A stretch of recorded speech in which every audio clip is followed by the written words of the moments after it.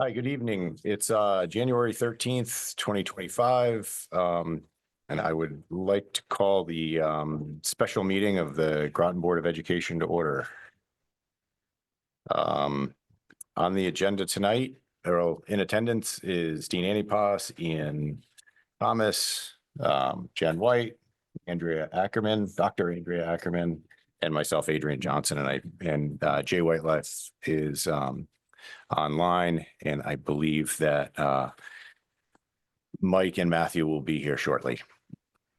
So the first order of business is the budget work session. All right. I'll turn it over to Yeah. Susan. So I did send you out some things. The team met again today. We had a few more retirements over the weekend. And so we were able to put that in the budget to bring the budget down to 6.5% with a grand total of $93,677,419.70. So every bit counts. So we did that for you. We had to change some of the pages. So therefore you have a whole new packet. While I hate to waste paper, I didn't want you to have to thumb through and pull things out and put them back. And it is paginated. So Joyce took time with that. The function code, which comes after the hot pink section, is on its way, but there's a lot of zeros in there. So it's 499 pages. So instead of, taking down trees and printing it, Clint is going to work along with Joyce to take it out all the zeros so that you'll have a nice compact like you usually do. And we can kind of go through it a little more easily. I thought it was driving me crazy. So I knew it would drive you crazy to have to do that. While it's sweet to see all those zeros, some of those functions haven't been used in a while, and I just wanted to streamline. So as the central office directors have really worked very well together with Ray has really stepped in because Irene has been absent. So, and we have a new young man who is working on budgets and working in the office. He was hired for one of the retirements. So it's been wonderful having Peter Jennings. So I welcome him on board, and he is, he's just gotten his degree, but he's an Excel spreadsheet, real go-to. So he's really done a great job. But the whole team has come together to pull this off. And I wanted you to know that while it's a projected budget from the superintendent, we have gone through it with a fine-tooth comb. Anything that really looked like an increase or a larger increase. And those things, you already know those forecasting that, transportation had been up, although I think Learn is going to be providing some of the magnet tuition to the Learn schools. And so they might take that on. So that may be a reduced bus for us, which would be good. And we put that in there.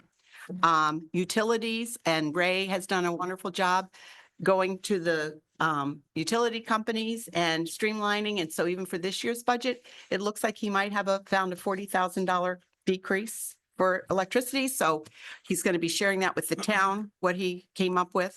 OPEB, of course, we had to put OPEB in. Remember, we stalled on that, but it's back in the budget. The nurses are in the budget. Contracts are in the budget. Liability insurance, property insurance, we are taking on a larger portion. The town used to cover most of the properties, but now that we have new properties, there's an increase in cost, even though we've shut down some of the properties, and we're taking on, and that is in the budget as well.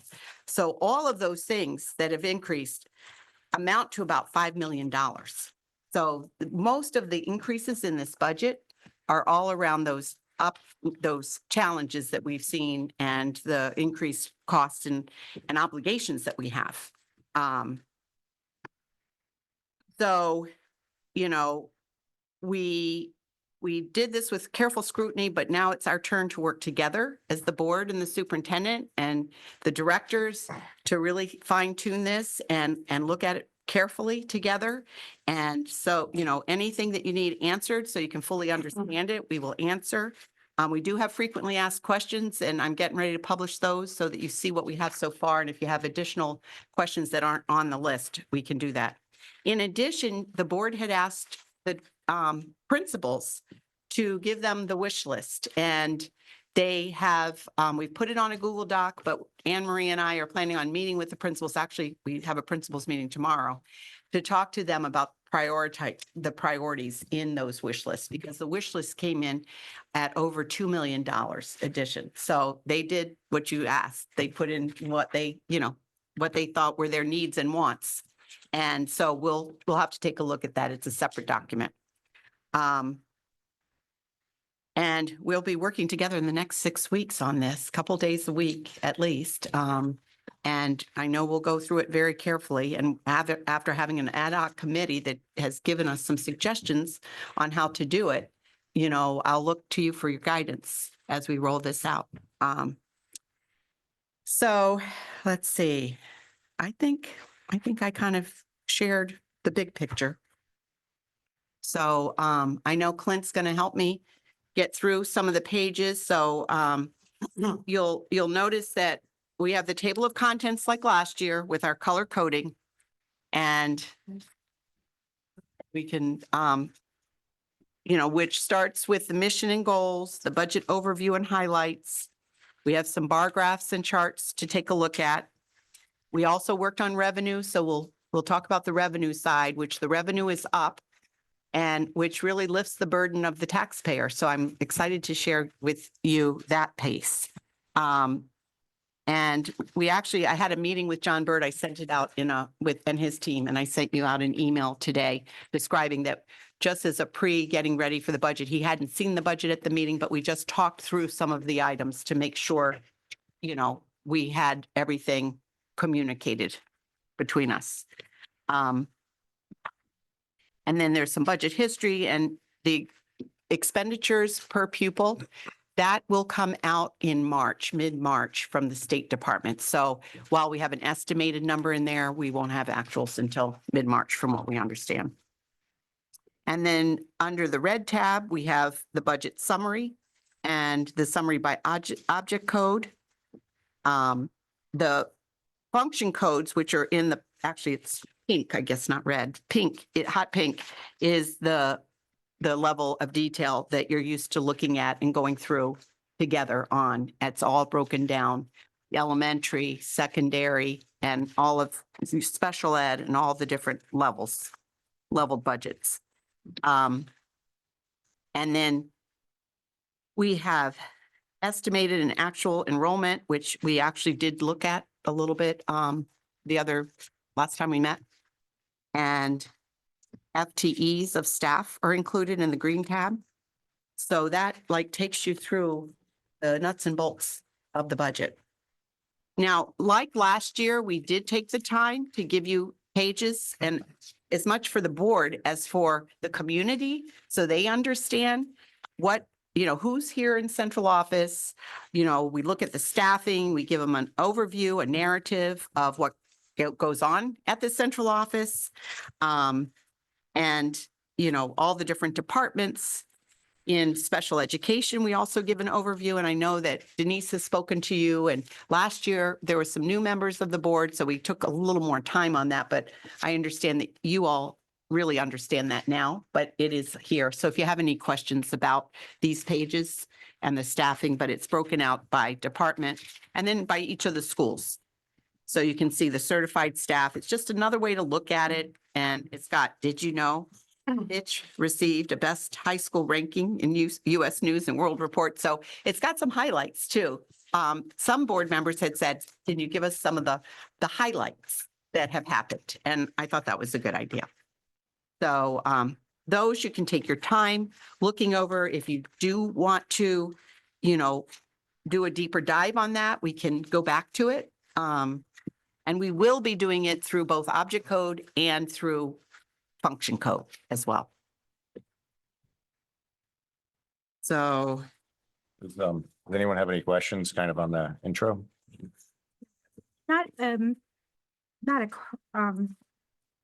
So on the summary pages, can you just make sure that the certified, non-certified staff counts tie to the numbers in the back?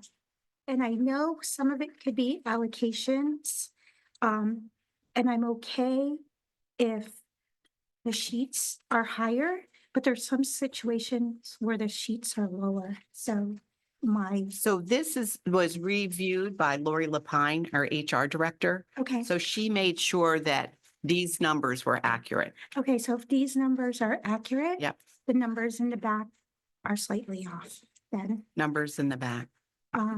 like in that, like where you have the staffing summary. Okay, It's the last 3 pages of the. yeah. Lori, Mystic are you River. on? Do you see Lori Lapine? So it's not anything great, but just before. Can we you go hear out- Jen? Before we go out to the public, let's just make sure that that's clean. It's really in Mystic River, a little bit in Northeast. And then the other ones are just few, but Jen is feeling like the numbers that we have in the school for positions, FTEs, are not matching out. What are the pages that you were referring to in the back?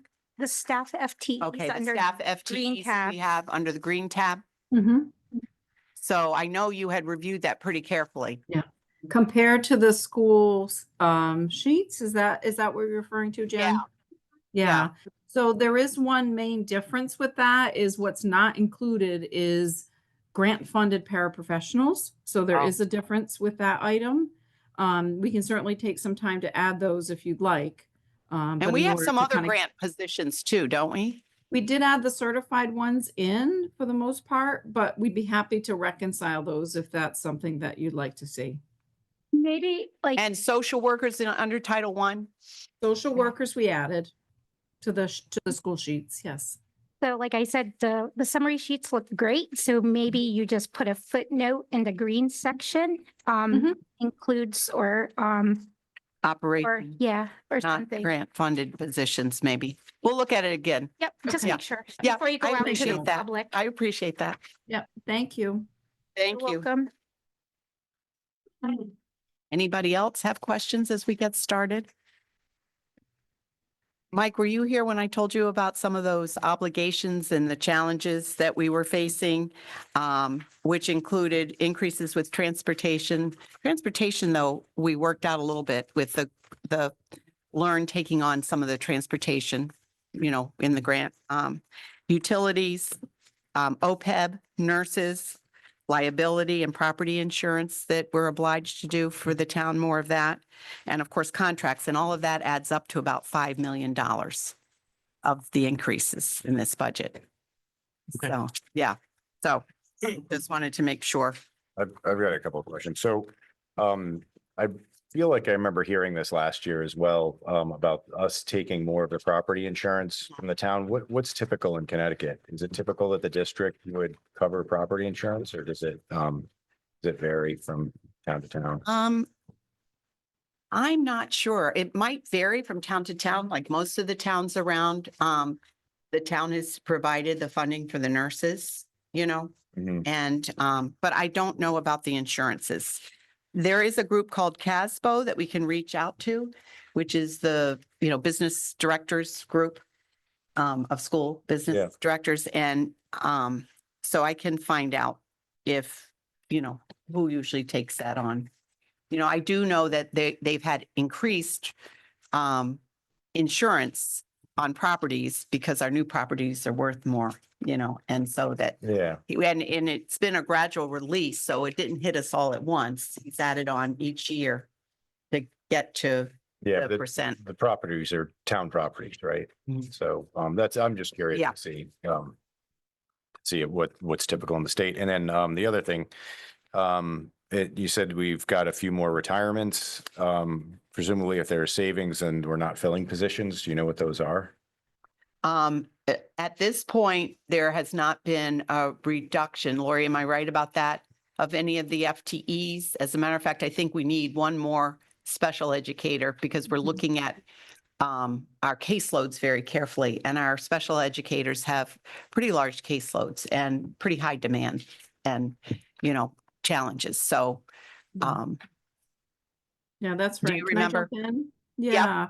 So we built in, we have currently 8 retirements, which we built in about $286,000 of salary savings.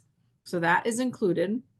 If we receive any more retirements over the next couple of days, obviously we can bring those forward as additional savings.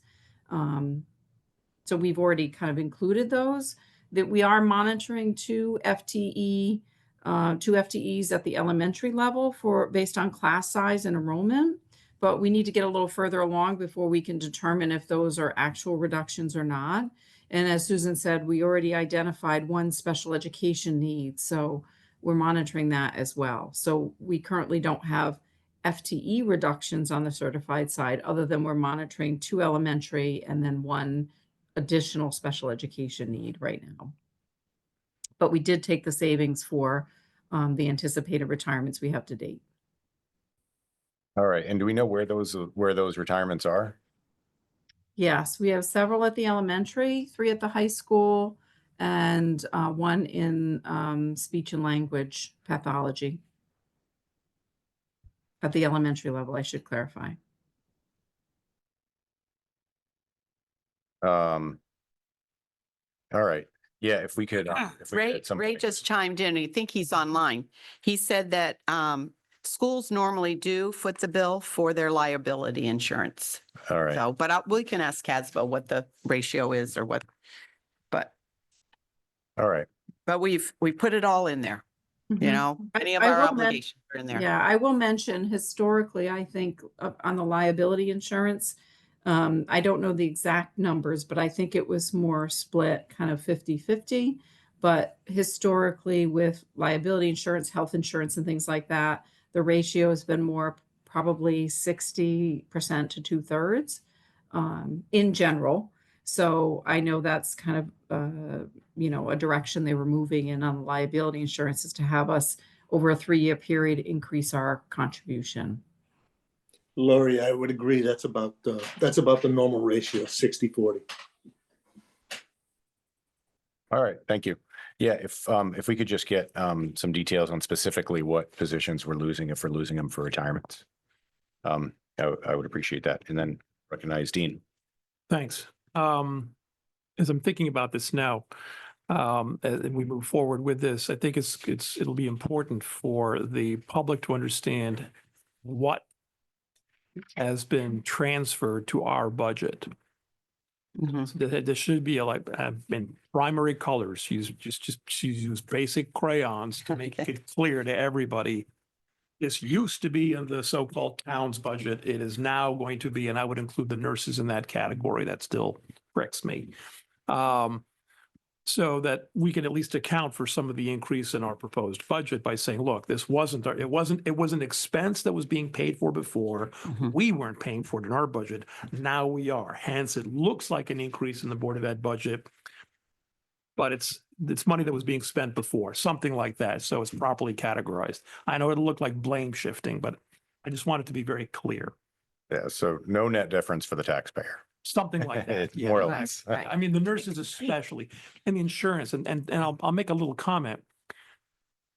Years ago, the effort on the part of the officials was to shift stuff away from the Board of Ed because of the minimum budget requirement. Mhm. The last thing you wanted to do is to keep upping that basement figure, for the following year's budget. So if there was anything that the town could do, we'll mow your lawns if we're not mowing them already. We'll insure you if we're not insuring you already, that kind of thing. Just pull that out of, or don't put it in the ed budget and leave only in the ed budget, ideally, those things that are directly tied to education. And anything to do with facilities in a dream world would all be handled by the town. That would shrink our budget, of course, and enlarge the town's end the budget. But the trend seems to be going the other way now. They seem to want us to pick up the tabs on stuff. Fine.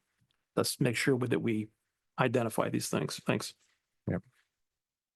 So if we turn to the page 5 of the presentation that talks about our obligations, you're making me think a little more deeply about this, because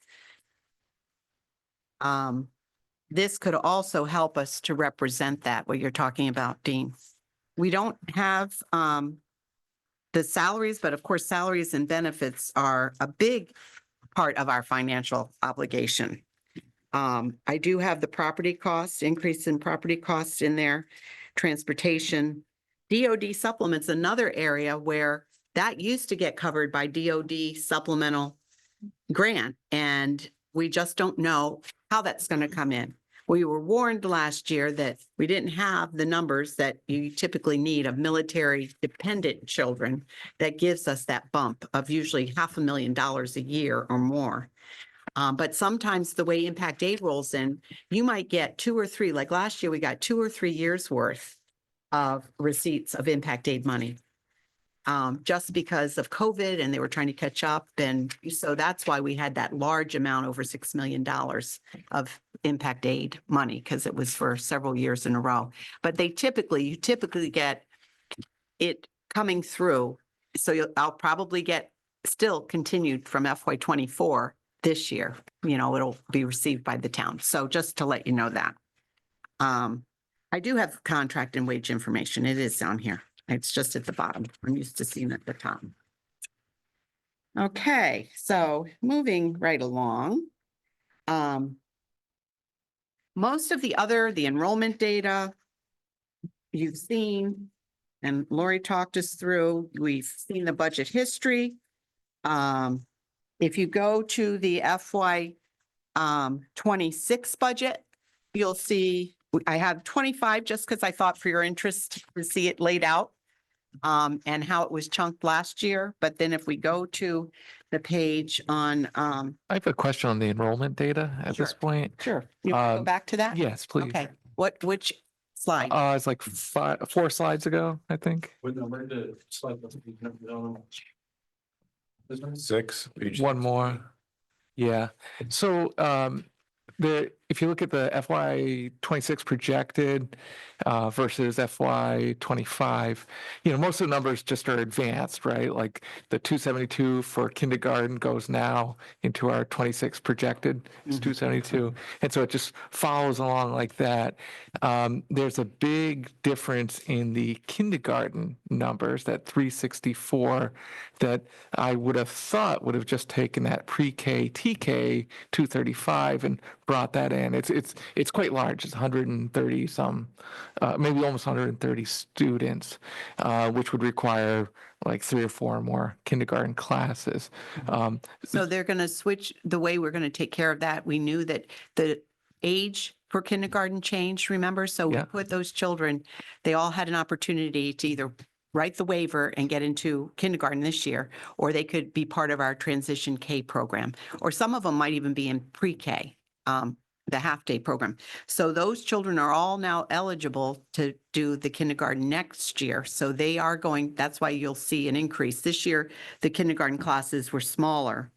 And presumably, At 272, so we would have to get where it says, you see the preschool is missing there. So these numbers are pre-K and TK numbers. correct. And I think they have preschool in them too. I'm fine with that.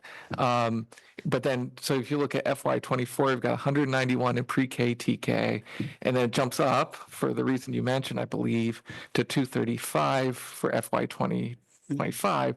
I would expect that 235 would then be carried forward into the K of the coming year, because that's the cohort that's now eligible for Right. kindergarten.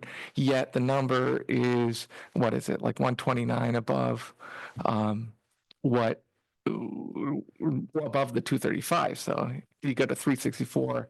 So there seems like there's a lot of extra kids there that I don't see the Because explanation there's for. those kids who were in TK, so they had the year in TK. The 235. Yeah. And then, well, that's not all, that there are some preschool kids there and pre-K. Yeah. So it's not a whole cohort of 235. Yeah, that's the But pre-K, whatever that TK. is, Yeah. it's in addition to what we typically have seen in K. So we did add them in. Yeah, I don't see where the extra, I see a pool of 235, just like every other grade first. Now the 272 goes to second, 328 goes 328 in first, goes 328 in second, 323 in second goes 323 in third, and all the way down the line. I just don't see where you go from 235 this year, current students in pre-K, TK.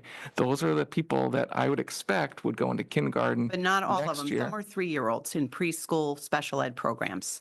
So that 235 also includes some preschool students as well. Oh, okay, that's fine, but Yeah. I don't see where you get 364 in kindergarten.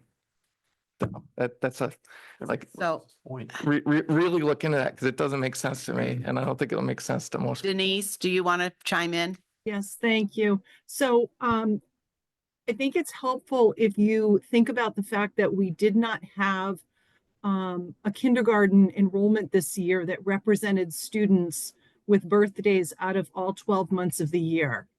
So students who turned 5 after September 1st this year did not come to kindergarten. Next year, that will be different. Next year, we will have the students in TK who turned 5 after September 1st, as well as the other students who were already eligible for kindergarten. So next year, we will have a full year of birthdays of children for kindergarten, whereas this year we did not. We had a smaller kindergarten class, and that's why we reallocated some of those teachers to teach TK. So the TK teachers will, most of them will be teaching kindergarten in their schools. Like this year, Northeast Academy had, well, all schools except Charles Barnum, although the Charles Barnum students got a seat in a TK if they needed it. But all of the other 4 schools had one of their kindergarten teachers switch over to be a TK teacher just to fill in that gap. But then I had told the board, but the following year, they'll go back to teaching kindergarten. So is this a lossy system where because of the change of kindergarten age, Yes. not all of the students that would have gone to kindergarten ended up in our pre-K, TK programs, but then may have elected to do a private preschool or something like, is that? Yes, it was, Yes. it was an odd year because it was the first year that we implemented the new legislation. So we had students with birthdays in September, October, November, and December who were not enrolled because they missed the cutoff. So we had a smaller kindergarten enrollment this year. Next year, we will have an enrollment that's much larger with students who Right. have birthdays in every month. And we know that number because we know who's in the town. How do we know TKs. that? We Yeah, know is that- Lauren Cassini does that work with the enrollment. And they can determine if kindergarten's the hardest grade, of Yeah, course. yeah. That's the biggest challenge. And we have had Peter Prada, who's done some work for us in the past. And there is a formula that we use in determining the kindergarten. But in this year, we also had to include the ones who are in TK. So. So, Mike, I don't know if this is helpful. When we look at the kindergarten class, the projected for next year, I understand exactly what you're saying, like that 235 in pre-K, TK for this year should roll into that kindergarten class for projected for next year.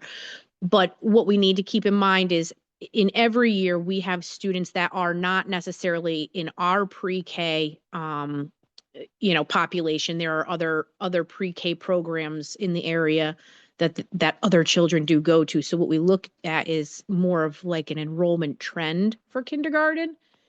So we look at like class sizes over time. And so when you're looking at that 235, wondering, well, why is it so much higher going into kindergarten? Because that doesn't take into account those kiddos who go to like TVCC, like those other preschool programs that they're not currently registered with Groton. Is that what you were asking? I hope that helped. Yeah. Collectively, all of you have helped to answer that. Actually, this brings up something larger. I really appreciated in last year, particularly, that there's just 1 or 2 lines of narrative where there's a change or something that needs to be explained with asterisks or something down below, like footnotes almost sometimes. And that in this case, that would really help Right, there. right. And then there are other places in the budget, of course, like where we've added or reduced positions. Yeah, we do have that in our function codes when we get all those zeros and I get it down from 499 pages. We do have the narrative on each of those functions so that, and Anne Marie and I have gone through that and kind of tweaked it to make sure it's updated. So you will be seeing those narratives, but you're right. It is it is difficult information to understand with that age change and then, making sure we have captured Yeah. all of them. And it could change. I mean, you never know, there could be other kids out there that we didn't account for. So Age group. All right, Matthew, then Jen. I was wondering whether the projected enrollment figures, particularly at the elementary level, included any projections for possibly arriving boats. Lauren, did you talk to Miranda at all about the submarines coming in and out? Yeah, we don't know of any at this point, that are due to come in or leave. We usually will find that out a little bit later. But again, using those numbers historically, when we have some go out, some come in, like it kind of levels off. So that kindergarten projection is pretty on point with almost every year. But there's no boats that we're aware of coming in or going out at this time.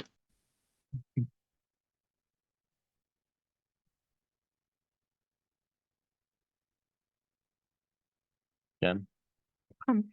Going back to that district enrollment trend, I just realized it when Mike brought it up. So going from 8th grade to 9th grade, we have those kids who end up going to the fish school and Grosso. So we've always seen like a decrease of like 30 to 40 students. Should we make an adjustment in that 296 number that got brought forward to 9th grade? I think we usually wait to see where the kids end up going. You're right. There should be, I don't know, Lauren, did we account for that? We didn't account for that. No. Really. Not in this document, Not but in this one. That's fair. yeah, but you can see from the middle school numbers to the high school numbers, they do change a little bit. Anything else with enrollment?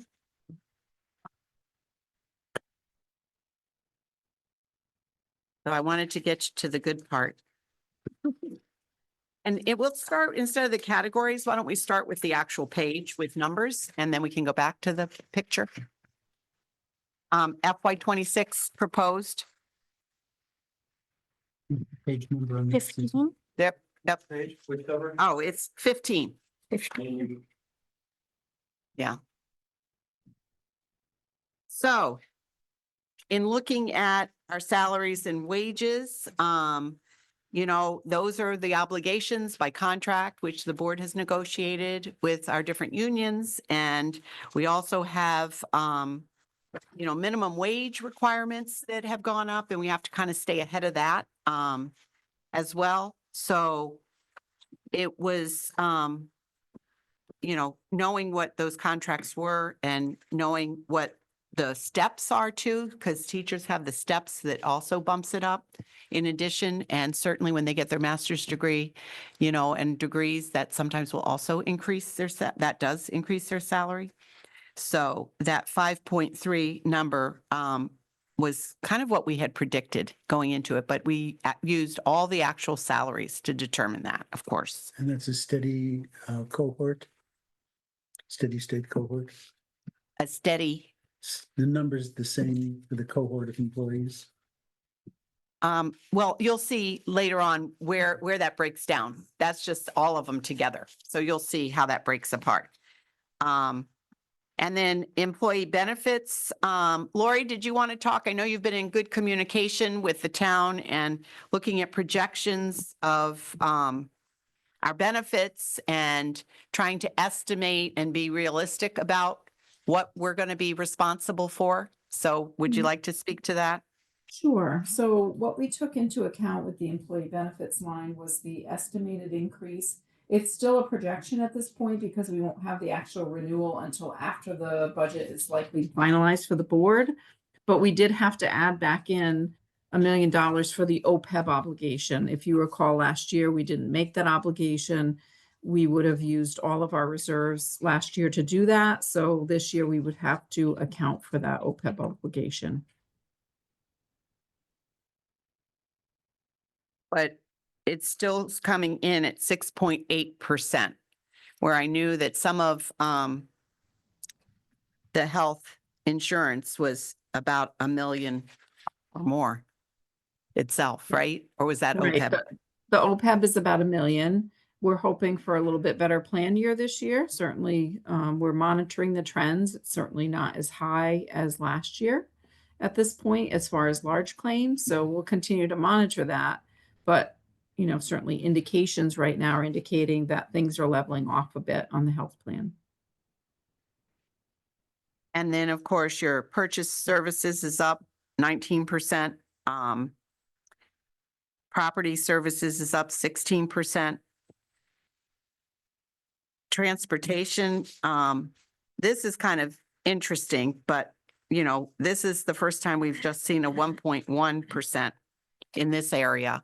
And I don't know, I think you saved us by saving a bus for the magnet that will be taken over by Learn. And then supplies are up, but you'll see a supply sheet. I've got it broken out by schools, and it's in your book, your new book. And the principals did really an outstanding job with zero-based budgeting. They really started from scratch and built their budget up to meet their needs, and it came in for all of them at a 1.9, so under 2%. So that was really good. So Can I ask why on supplies, that 14% increase? I noticed in supplies, things like oil yeah, and propane are in Right. supplies, and has it traditionally been there? And I mean, is this the case of there's no great place to put it? It seems like it'd be purchase services, but maybe not. So I guess it just seemed like an awkward placement. I was wondering if it's traditionally there or not, or if there's another place to. Ray, what do you put it. say about Board of Ed budgets and what they put in their supply column? I used to break out fuel and utilities.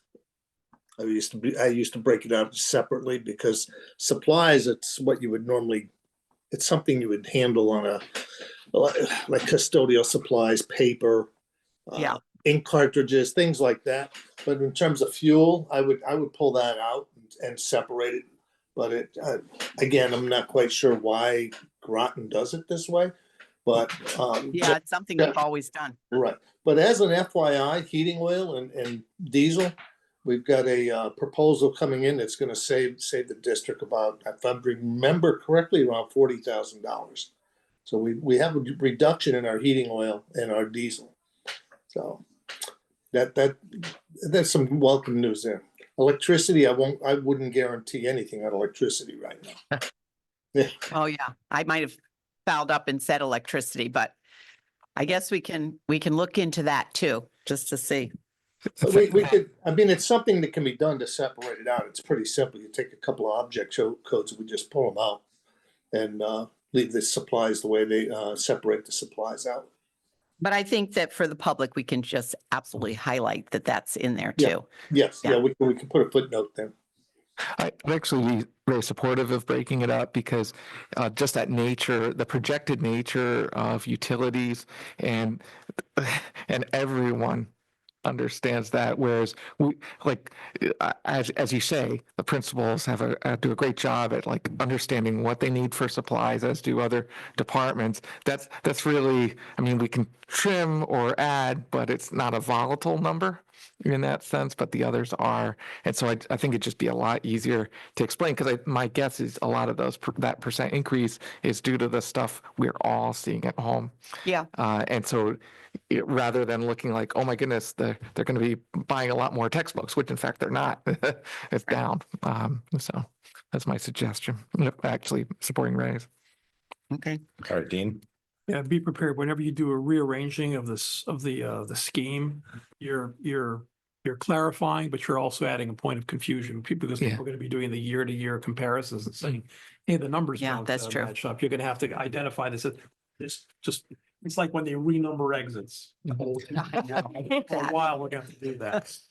The wind blew all those off. I was driving today Oh, from no. Hartford. Actually, that's a great point. So let's just make it supplies/utilities. or whatever, just put a slash something to have that in there. Energy. Yeah, yeah. Just have an A and B, so that people can at least. Anything. Yeah, but it's under the same. So you know. Yeah. Yeah, I've got a couple of quick questions. Supplies, is that partially elevated because we had frozen site budgets for half of the year last year? For 2 years, we've had them close Does to it, do zero. we end Yeah. up where things are starting to get old in the site budgets because principals haven't been able to buy them? Is that? Yeah, part of the reason? probably. But yeah, I was really surprised when I did the zero-based budgeting. I thought they would come up with more. Of course, they do have some things on their wish list, so we'll have to take a look at that too. But And then I have one more question. Did we, with the employee benefits, did we reprice to see what the state partnership plan would be? To see if there was a significant difference this year in that? Lori, do you have any detail on that? The Yeah, state we haven't, partnership. yeah, we haven't repriced since the last time we met with the board, but I can check on that. Yeah, I think it's relatively easy to get a new price, right? We just have to Yes. give them a couple. Yeah, agreed. The rates are published on the website, so we can take a look at that for you. All right, great. Yeah. I think the last time the insurance company was here, they were saying basically it might be a benefit to the board, but it didn't look necessarily like a benefit to the town. Did I say that right, Lori? That's correct. And also retirees in both organizations would be impacted. Right.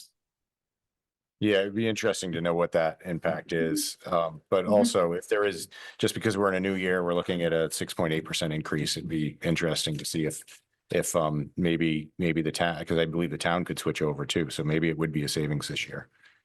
Yeah, So, we can take a look at Interesting that to see for that sure. number. Thanks, Adrian. Anybody else? Yeah, Ian? Just to follow up on that as well, with the impacts to the retirees, could we get some sort of breakdown or analysis of what those impacts would be and possible ways to remedy those? Yes, we can do that. Great, thank you. Mhm.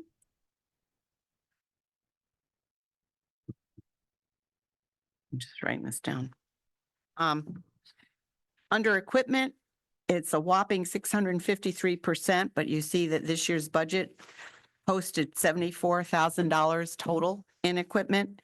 And I know that that was an area because we were having to cut a lot, that we took some hits there from this year. The FY '26 budget is forecasted at $557,570.72. And I know that you might remember that Clint Kennedy, Dr. Kennedy, had his technology needs usually met by DOD supplement. And then we were going to put him in a CIP, but we're told that that really should be an operating cost. So he then took a whole list and prioritized it. I think you did red light, green light, yellow light. Like, what are the top priorities? So you want to speak to that at all? Yeah, my portion for IT is if we have a total of 557, I think it was $387,000 more or less. And what we did, as Susan mentioned, is prioritize from an all-in, was closer to 1.9 million, to prioritize that down for the immediate needs. And we really prioritized instructional technology needs for students. And that's what the bulk of that is. We're constantly refreshing our Chromebook fleet and other things, and we've made them last as long as possible. But to be fair to all of you as decision makers and to the superintendent and to the community, we have needs. And I can keep them on the road only so long. And we're doing our best. The IT team is fantastic, works very hard. We have continual breakage and loss and other things that we're dealing with. You've heard me talk about this before, but this represents really the bulk of that 387 is the instructional IT needs that we need for students. And I have details for that should the board want to see specifics. And there's probably another 100,000 in other equipment. So that's, more like what we had this year. That's a plow truck. I don't know. We can't find the truck, but I know he needs the plow truck. We didn't see it so we've got to find it. Peter found it this afternoon. Oh, Peter found it? What did he say? Where did he find it? So wasn't the same number I had, but it was,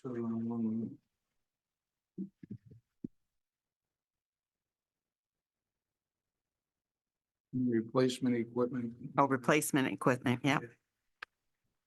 731. And how much? I had it 75,000, but he has a slightly lower number than that, was 73. Okay. something. All right, but pretty much in the ballpark. Yep. Pretty close. All right, Dean? Yeah, this is another form of comparing apples to pears. Where, again, people will be, people will ride on, whatever the percentage winds up being at the end of the day, they'll say, what kind of percentage increase are they looking for? How much are they looking for? That's measured over last year. And if it's not fair to compare last year with this year, we need to know how. So stuff that's shifted over from the town budget to us, things that would have been in CIPs that are now in here, that should be noted. Otherwise, people will just assume it's an apples to apples comparison when you do 25, 26, when it ain't. So, And I think we purposely reduced a lot of areas everywhere we could last year. Remember how hard that was? That was Yeah. some task. but just as a presentational point, make Mhm. sure that when you see something like that, we're not. What we've done is we've moved. Now, if we ask for CIP and we don't get it, fine. If we actually put the CIP in this line and we don't get it, fine. But people need to know that we're not just boosting the 74 to 483 because it's like to like. It isn't like to like. Now that you're saying that, I remember what Ken used to do. He would put that part, the chart of the 100s through the 900s on the top, and then at the bottom, he would talk about why they went up or down. He would do a little narrative right below. Do you remember any of that? But I think that would be a good idea, right on that page, when you're seeing something like that. Ian? Yeah, I just Then wanted Jen. to take Dr. Kennedy up on the offer to, if you could send that breakout, the itemized breakdown. How you got this number? Does that include some narrative about where it came from? So the way we did it was we basically took the initial CIP request that I had submitted. Plus we have within the IT budget, there's 4 lines of new instructional equipment, replacement instructional equipment, and then non-instructional equipment. So I took all those, they're marked as those lines and so forth. And then we did a priority order based on, really my input on where we're at. And again, the overriding factor was we're prioritizing student use tech. All right. So, yeah, Yeah, definitely. I would. I will provide it. to the Yeah, we can do that. Thank you. We can put it in your frequently asked questions about the do that as budget. Jen and then Mike. Okay, going back to what Dean said, right? So those are excellent for bullet points, property percentage prior year, whatever, 40% this year, 60%. I'm making up the numbers. And then the nurses by themselves, like Adrian and I were talking about this before, it's like $1 million. So if you remove that, like the increase really just for the nurses itself is like 1%. So your requested increase is really not 6.5, but really 5.5. And then whatever the percentage is for the property. Well, like I said, all of those things that are obligations and increases are coming in at about 5 million. So most of this budget is driven by that. Yeah. So So, and I just had a question on the computers, right? Like we buy them and then we let the students use them, right? Is there, like, can we lease the computers or would that cost us more? So we do lease certified staff laptops. Okay, So we do that. We have chosen to date not to lease student laptops. they break. The honest it more answer is the conserved that management, way? the amount of, the amount of time to track ins and outs and so forth, yeah, would be a would be lot. difficult. Okay, And we're taking parts from one that was dropped and damaged and adding to the other. So I got would, it. I am generally in favor of leasing as an option, Mhm. kind of lock in a payment, and then we have that consistently throughout. Yep. I'm a little skeptical with student use technology for that reason and others. Okay, I'm not picking on any of our students, but they do see far more abuse than the Yes. teacher Yep, laptops, throw it in the bag. et cetera, et cetera. Although I think he's gotten a case that's pretty durable, We, right? we have Purchased spent some cases. dollars, so on the third oopsie, a student is required to keep a case on that laptop at all times. As part of my overall priority list, I did include dollars for cases for all 6 through 12 lap Chromebooks, which are the take-home devices. Again, K-5, there's a one-to-one model, but it's classroom-based, whereas 6 through 12 is a one-to-one model, 24/7 access. They take it home. Again, I would love to have the dollars to wrap every one of those in a very sturdy case. Yes. Those are not free. Yeah, no, but we may not be, we probably don't need to, like some of those laptops are probably from COVID in 2020. Is that fair to say they're like over 4 years old? So We do have quite a bit of our 6 through 12 fleet that is more like 7 to 8 years old. yeah, And we are keeping them on the road as best we can. yeah. Yeah. And we do charge a nominal insurance, what, We do $25? Charge every Well, family $17. $20. That's 6 through 12. 20? It is 20. And there is financial aid that families can request for that. And I do not have the ability to obligate people to do that. Yeah. That being said, if you choose not to ask for financial aid or pay that amount, that Chromebook is uninsured, and we typically treat it like we would a uniform or a textbook or what have you. Mhm.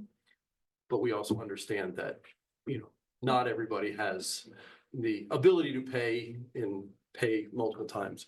Yeah, no, thank you. Oh, I was just trying to figure out like if it would be cheaper for us to lease.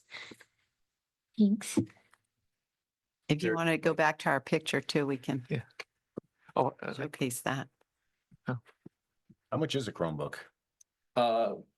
Typically it's $300 is our ballpark number for that. You can certainly get some for $200 and you can get some for $1,000, $1,200. The market has kind of expanded in that a Chromebook, really what differentiates it from it runs Chrome OS, which is a Google operating system as opposed to Windows or Mac OS or what have you.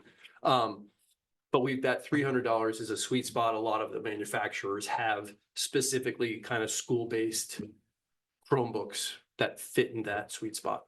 7 years is pretty good for 300. That is. I pretty know. good. So, Those- I think he gets on his Good. last Yeah. legs. That's why I'm I want to asking. take credit for that. The IT team works Yeah. very hard. And every once in a while, we have kind of a get together where we all come to a school and work through it. And there's a pile of parts because they're in machines that can't be fully fixed anymore.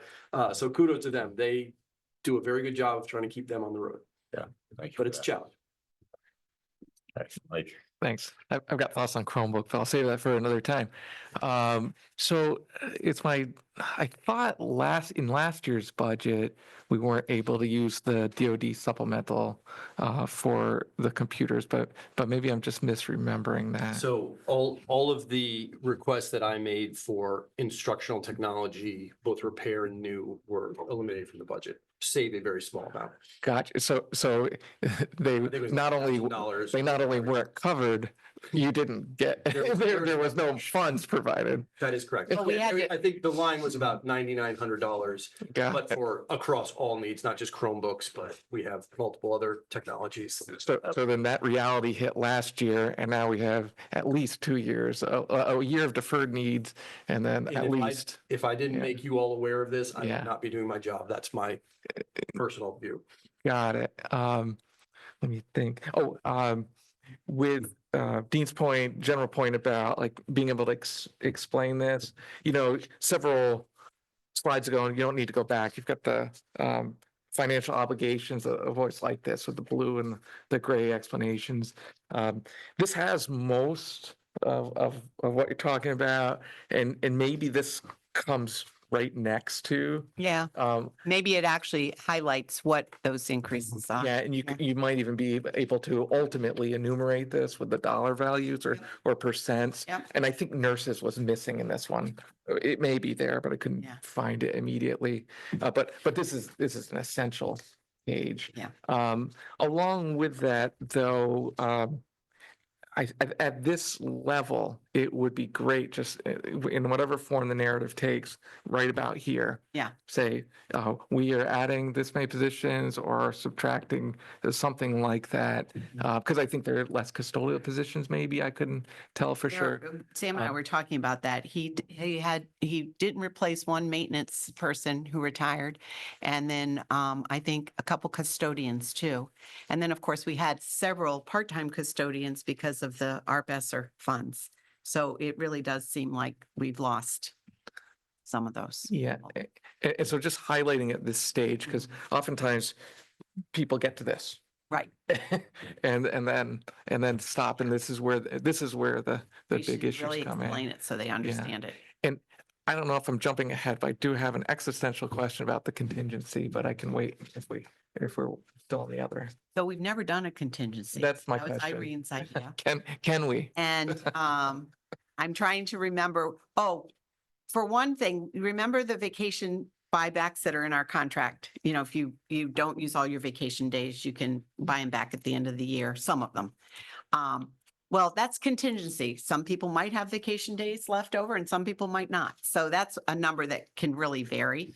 So, but it fell underneath Sam's, and Sam always tells the joke, he didn't know he made $35,000 extra money. So instead of putting it like, there were several things that Irene did do with this budget in the beginning, where she really tried to get things in the right compartment, you know, and so she thought having a contingency. Now, there's more to it in that contingency. I have to look at the bottom, look at the details of that.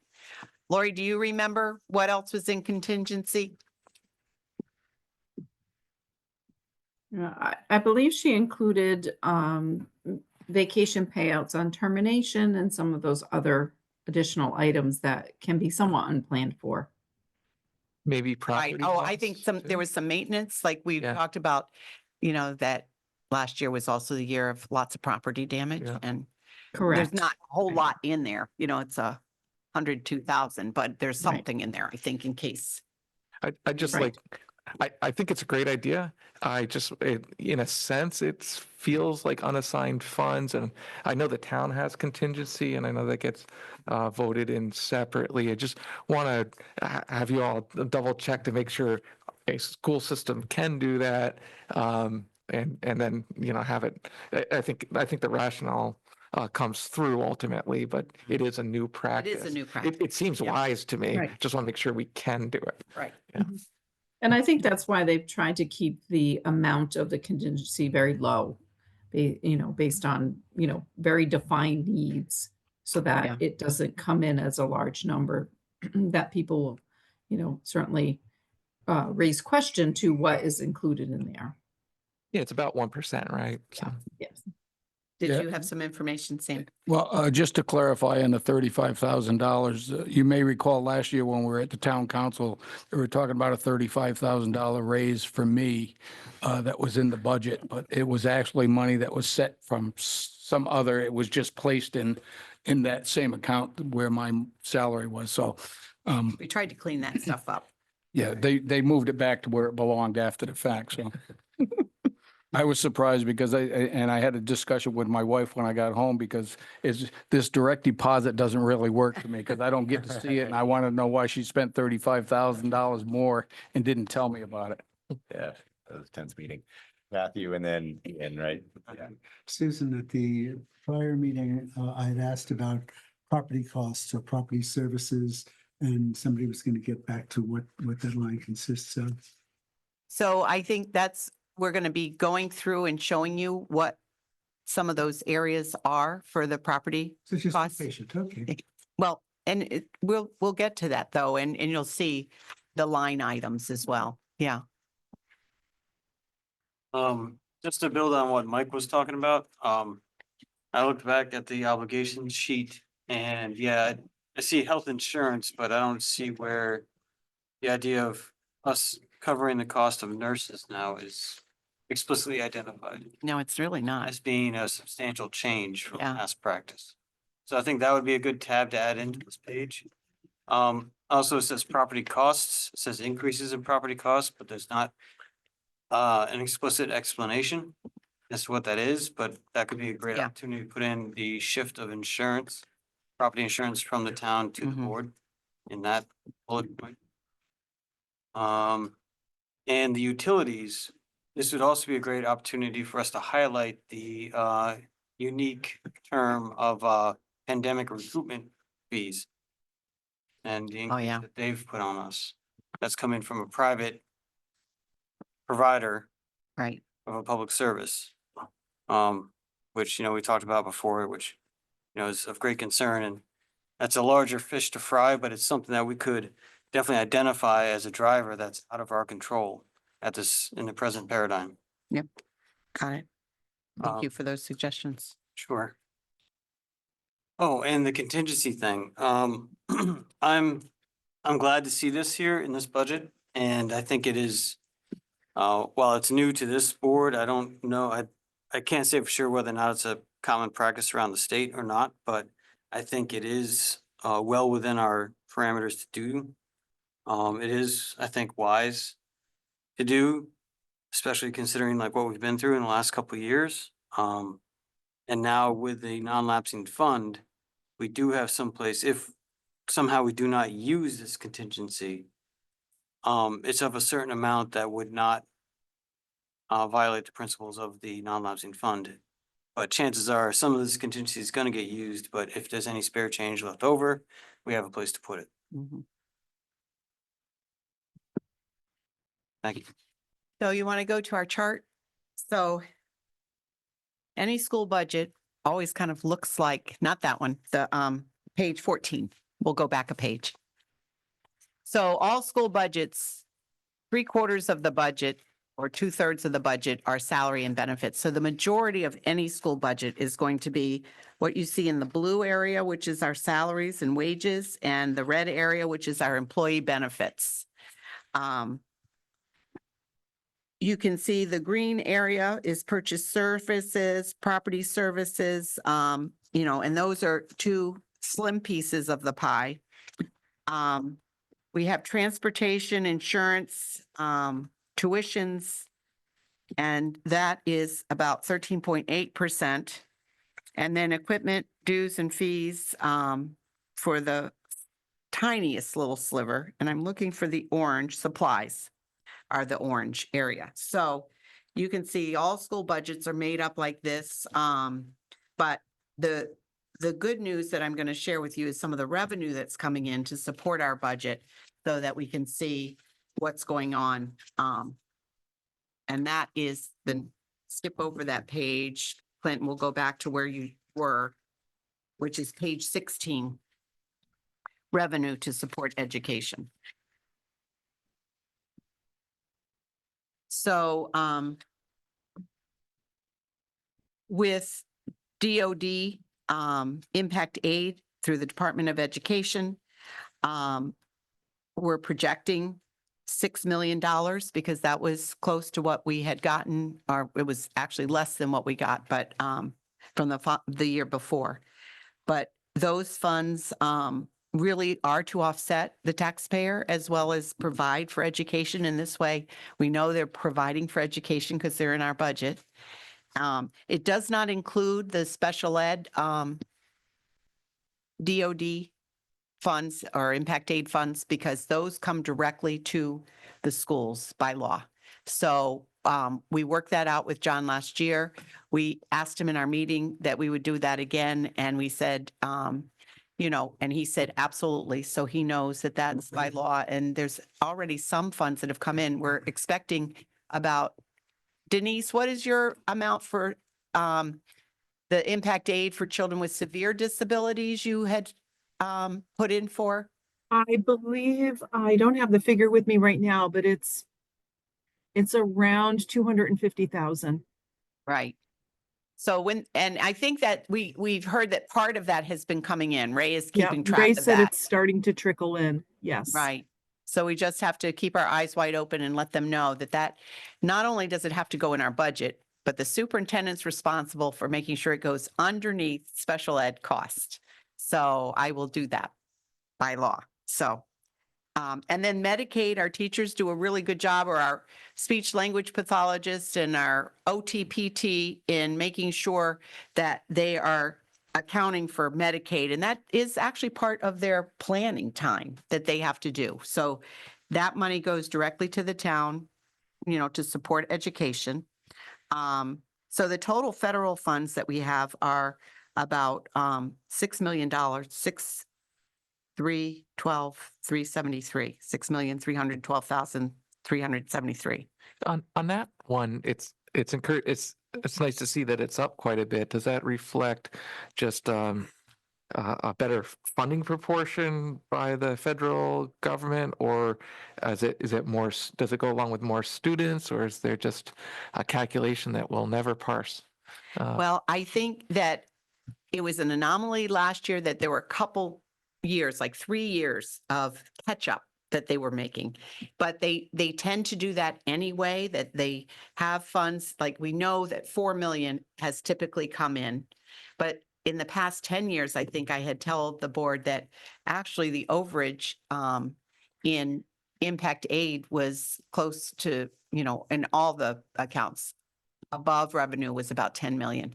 So we have seen a trend for having more funding with impact aid and other areas too. So then this is So essentially, we're just trying to get it Yeah. more accurate. And that's what I was told by the Department of Defense, the impact aid under the Department of Education. They said you really need to calculate as closely as what has come into you Mhm. because you're usually a lag time of about a year. Right, and then they come in and give extra, or not extra, but additional. Above. Yeah, Right, what was- and so now we're it's a projection based on Yeah. past history, which is And I think the more accurate we can be on our revenue, it more it supports our taxpayers and our families, I right? agree. Jen? So I'm thinking, right? Two things, right? So if you go to the projected budget revenue, right? It's 52 million coming in from the town.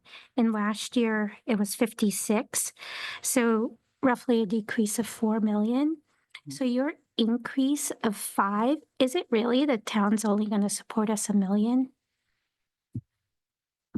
I'm not understanding your question. So our increase that we're requesting expenditure wise is 5 million, right?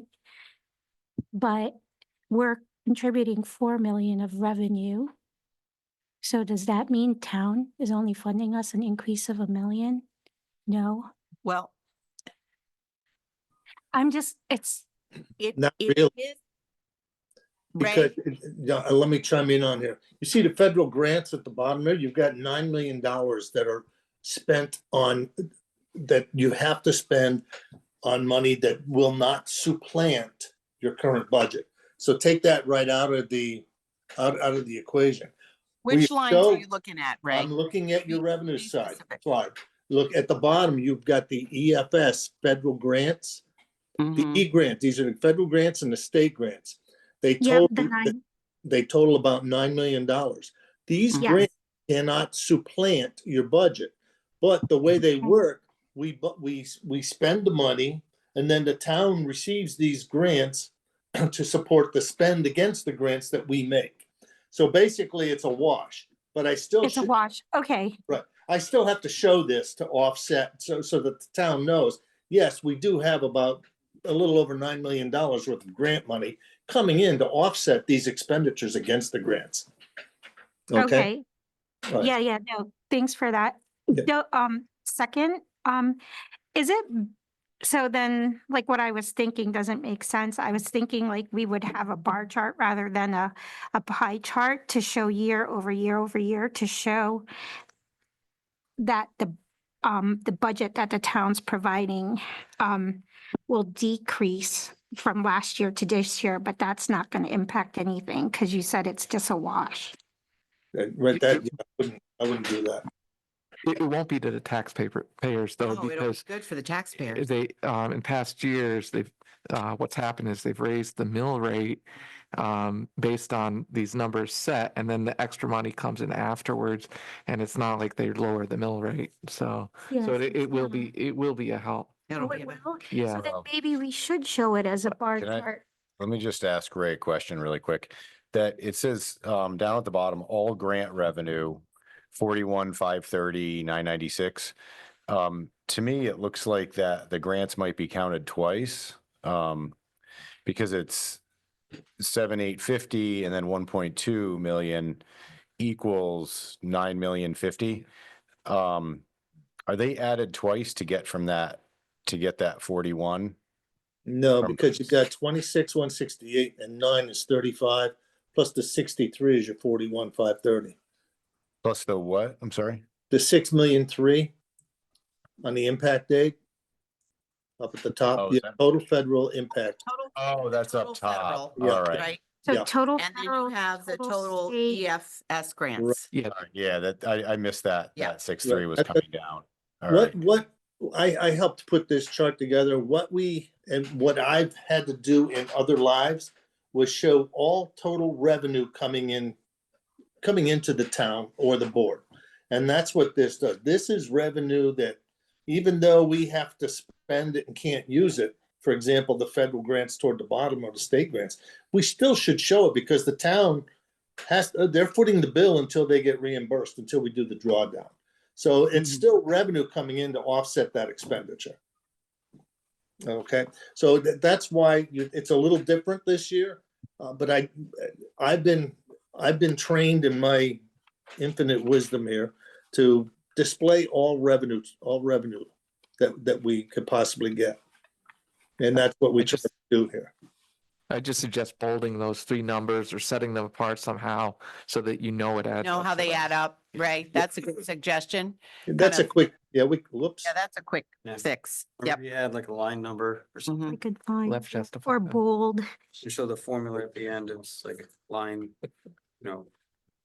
But so- you can see what a difference last year's budget was where we were asking for 62, the town for 62%. Remember you, like, even with the RTM trying to explain that, it was a bump for the taxpayer last All year. right, Matthew?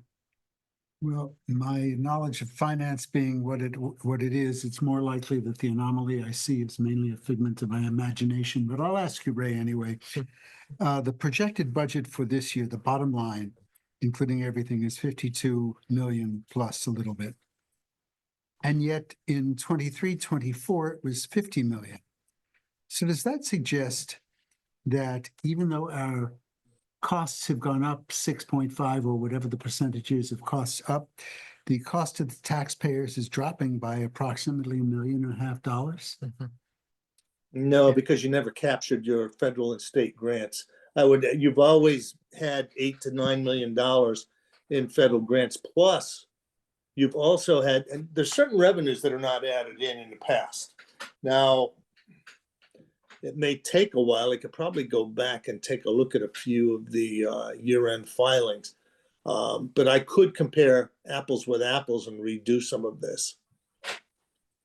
It may take me a few hours, but I can go back and capture the previous revenue that had come in. Well, I leave that to our leadership to decide. Yeah, That's we what got- want to do. Yeah. Yeah, so that town, so you're saying the town number from last year to this year is not apples to apples number? Correct. But I can make it apples to apples. That's not difficult. I can go pull. It'd probably take me an hour or two to clean this up and show the revenue from, I'm not going to go way back, but I can go back to 22, 23 and populate those. Yeah, I had that question too. Yeah, because Well, we'll talk about it offline, Ray. Okay. Things out. Yeah, for The you. question in my mind is, once we've done the calculation, how does that benefit us for having expended the time and energy? And if I there's a I don't think benefit it, to I don't if think there's a it does. benefit to us, Yeah. fine. I would No. say that, I think that they're more interested in the revenue as projected for this year. Yeah, maybe So, we should just get rid of those other bottom lines so it's Yeah, not clear. Oh, Well, but Or so it's clear. no, I think we need to add it on. well, actually, that's because my understanding is if there were another line down at the bottom, you take total all grant revenue, that 41 million, and then the town for this year, 52, you add it together and you get our budget, our requested budget. Is that correct? that's how I. Yes. And so I would suggest adding in that literally the bottom line.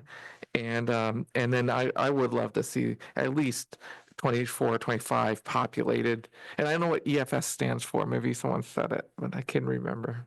Well, that's the educational finance system that we file every year in. That's why I said I could go back and pull those numbers. They're logged in within the system.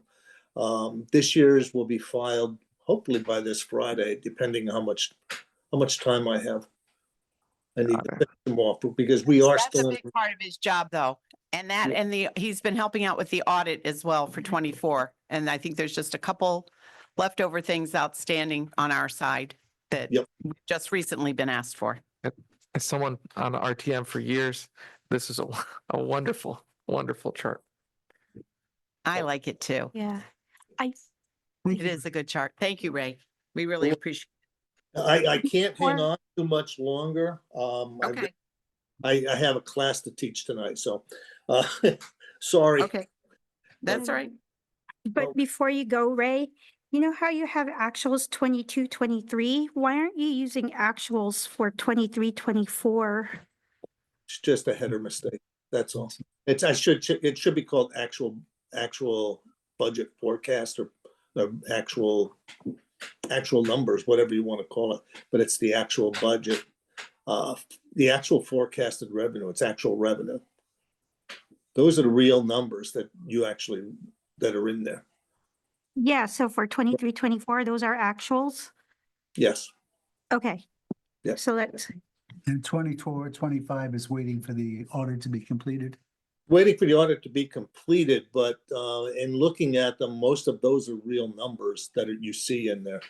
Matter of fact, okay. I know the ECS number, that 25 million, that is correct. Excess cost is correct. I'm pretty sure 99.9% of the 24, 25 number is correct. Well, it was correct with the projection of last year, because I think 24, 25 is the year you're in now. And that's the year we received $6 million in revenue. So that was your projection, that 4.4. I think it might get a little weird with the impact aid Department of Ed line. Yeah. Because the excess that comes later beyond what was folded into the approved budget just goes straight into the town's general fund. So it wouldn't show up in this chart. So that one's a little weird. Yeah, that's where I'm contemplating. Do I want to just leave that and just call it budgeted forecast or budgeted revenue? Yeah. Or you could leave that one steady, but if 23, 24 is final, Yeah, 23 is 24 is done. That's been posted. Yep. so it's, But I can pull the, and I should call it E-grants, federal grants at the bottom, and E-grants, state grants. I can pull the numbers right out of the EFS and put them in here so that you can actually see it. That won't take me long. yeah. And like I said, consider doing the bar chart, because if it looks like it's showing that the contribution of the town is decreasing, that would be a powerful chart. Let's see what it looks like when I populate. Let's see what it looks like first. All right. All I tried to be, we just wanted to be honest. This is what we're anticipating. Okay, we want to show all our points of revenue. Yep. Okay. That's right. Yep. Okay. And Right. so moving on to the red tab. Where you have your budget summary and budget summary by object code. So one of the things that, and we have elementary listed on here. So this is your first kind of taste test of elementary. When you look at the site budgets, you'll see them. After you see the budget, I put another copy of the budget in, and I actually blew it up so I could read it better. But so if you look at the top, it's site budget worksheet, and you see these are all for FY 26. You see Charles Barnum, CK at the top, Northeast, Mystic River, Thames River, and then the total elementary. On the right-hand side, you see the secondary schools, Groton Middle, Fitch High. And you want to put that one up? Do you have that one or not? Oh, I'm sorry. This was kind of hot off the press today. Peter got this out to us, and I knew you wanted to see it. But these are what I talked to you about, zero-based budgeting.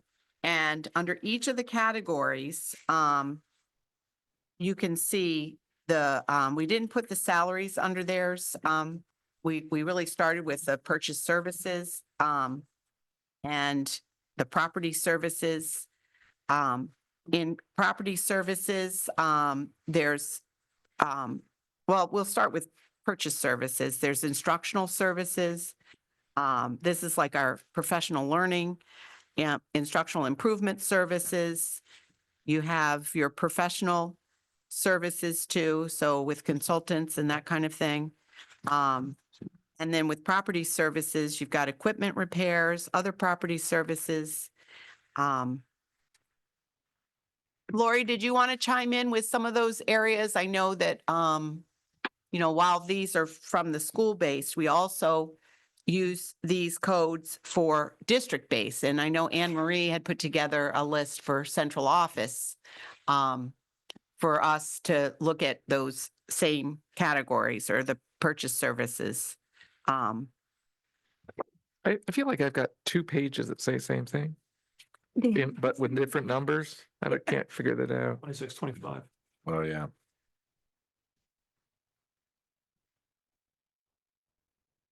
Last No. year. Oh, last year and this year. Is it? So you I can don't- kind of compare. So Susan, the one on which- top is the 26. Susan, which schedule are you on? I'm having trouble following because it's not on the screen. This is the site budget that Peter gave us Okay. at the end of the day or It's first. later in the here. day. Okay. And it shows it by year FY 26 and also by year FY 25. Yeah, so when he rolled up the site budgets for 2026, we spent some time, as I think Susan had mentioned previously, that they did a zero-based budget. So they actually started at 0 and kind of worked up what their needs were based on the school's requirements. So the site budgets for FY 25, I think were 964. I don't have it right in front of me, but I'm checking. So I believe it's about a 2% increase year over Yeah, year. 1.9 or Yeah, something yeah, like that. exactly. So you have the year before and it compares it. Right. Do you see that at the very bottom? I highlighted it on the second page. And I have page 2-1. That has FY 26. Yep, Yeah. that's the first page. And then, Yeah. yep, and that's FY 25. Okay, And then at the very bottom of the second page, all the way at the bottom, you see those percentages, the variance the variance. prior year. Yep, So that's comparing line 106 is comparing the variance between FY 26 and FY 25, 25. exactly, And it's showing a 2.1% increase. Right. Overall. overall.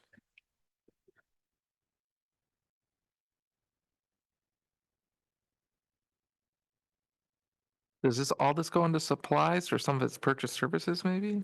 Yeah, well, you see at the top of the list, Yeah. we didn't break out the salaries and benefits per school, but we broke out the purchase services, property services, your 300s, 400s, transportation, communication, your 500s. It has some travel in there, but they were very, travel.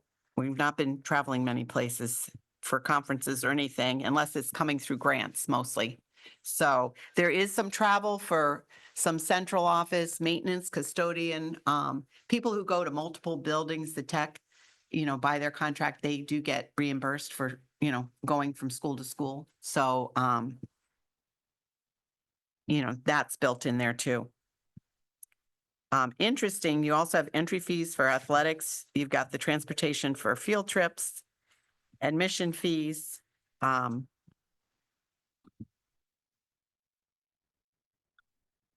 then supplies is really what the majority of their budgets are. And the majority is really classroom supplies, if you see that on that line 601. That's really what they're building.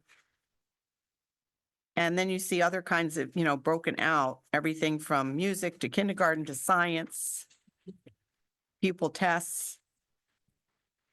And that really comes through the special education department as well for testing kids. Health supplies are in there too for our nurses.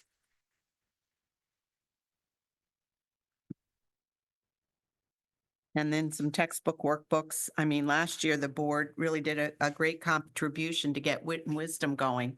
That was, I think, 300,000 from last year, but we didn't have a new initiative like that. And we went ahead and did K-5 all at once, so. Susan, what's on row 47? It was there before. I just need a refresh for Fitch High School, school administration dues.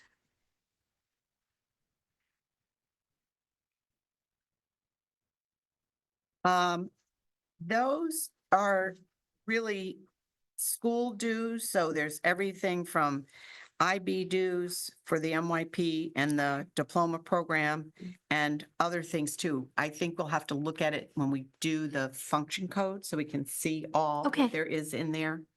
Yeah, no, that's Um, fine. And there's probably other admin kinds of dues as well.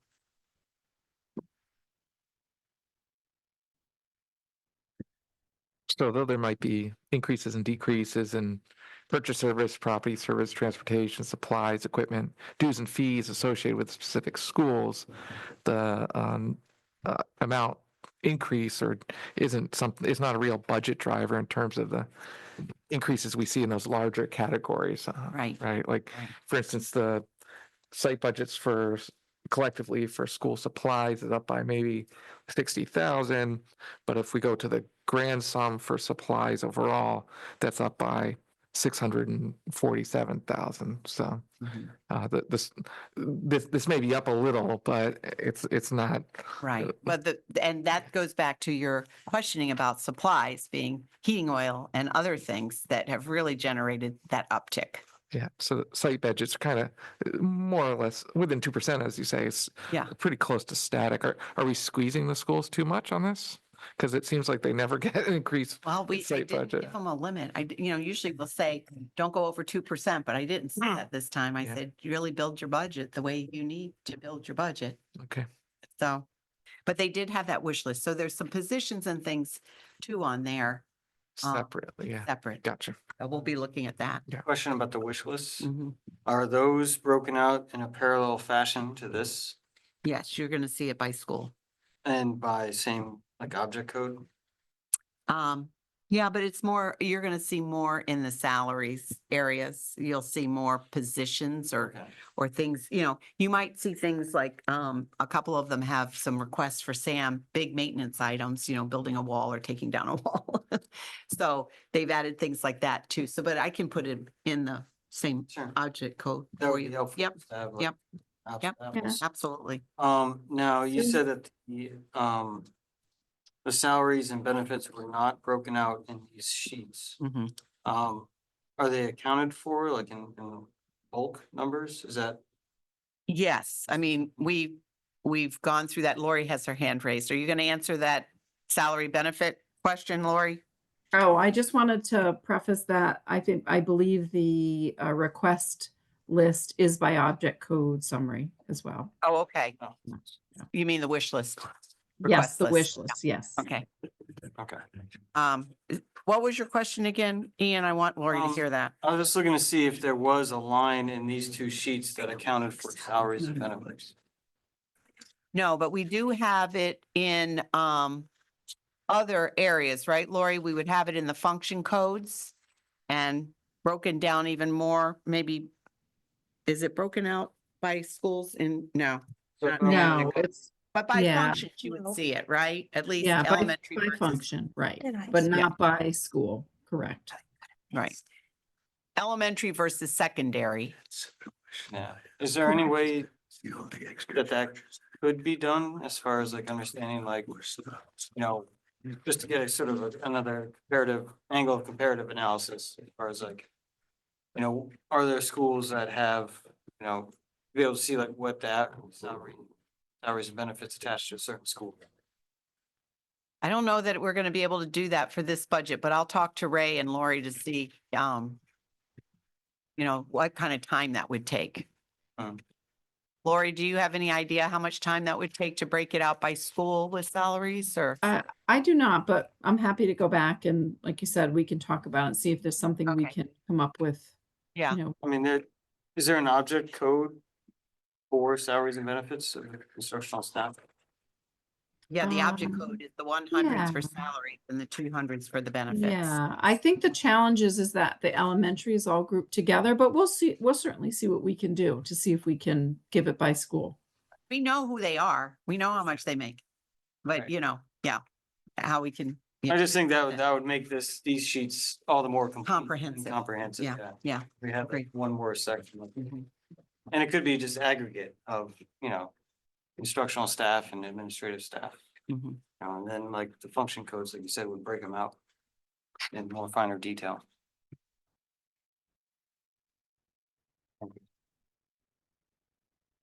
So that kind of gives you a look at, those site budgets. And, take some time with them, and if you have any questions as you kind of go through that, we can even certainly bring the principals to one of our workshops if you had any questions. So the next area is your object code summary for the whole budget. The first two sheets are kind of the condensed model that, you basically see every month, Mhm. what our budget is and, how much has been, encumbered and, where we are with the budget each month. So this one shows us FY '24, which is the 23-24 year actual unaudited. You see the FY '25, which we're in, what was budgeted, and then you see the FY '26, which is the next year. And then you see the increases and decreases. So administrators are, really probably just contractual. There's no increased number in any of these FTEs. There might be some increases with paraprofessionals. I don't know if you want to talk to that, Lori. I know that we've had some substitute or some people who are sub-paras who are working on getting their testing, and being assessed. And once they're assessed, they then can join the para union. Yeah, yeah, You want to correct. talk a little bit about that? Yeah, and our paraprofessional needs have increased over last year. So last year we were running about 185, we're closer to 200, so we've accounted for that in this budget. Same, a similar issue with tutors. We had budgeted 30, and our needs are closer to 35 for the ELL students who have ongoing needs. So those amounts are fluctuating based on student needs. So we've accounted for those in this budget. And that's on line 3, other staff are all those people that you've just talked about, right?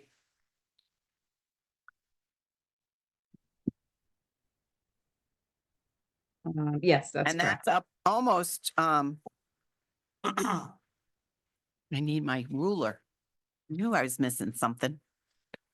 So the admin staff is just up $9,000, $9,780. The teachers are up based on contracts and steps at about 802,000. Other staff, which is paras, tutors, and aides and others, are 924,000. And there are new ones in there or no? That's the increase that she talked about. Yeah, that is, it went from 185, I think, to 200, did you say, or 205? 200. Okay. And that also correlates with kids moving in and out. Of course, when a child moves out, usually there's another, case to take care of because someone else has moved in. So, we do have that constantly rotating. And substitutes, we'd had a lot of discussion last year, and I can remember someone sitting next to me who said, "Are you sure you have enough for substitutes?" And when you look at what we had in our substitute account, for this past year, it was like 827. And so next year, we're really bumping it up to 950 because we had, and we put the 2 substitute accounts. So you have your building-based subs, which are your long-term, and then you have your daily subs. So that's, I think, a combination of those 2. And then clerical support is up and custodial is down. So Sam, has really trimmed his budget, but we'll have to see what, if there are any further needs. But that's people, not just budget. That's So people too. Yep. He lost a maintenance person and a couple custodians, I think. So I have a question for you, Susan, if that's okay? Yeah.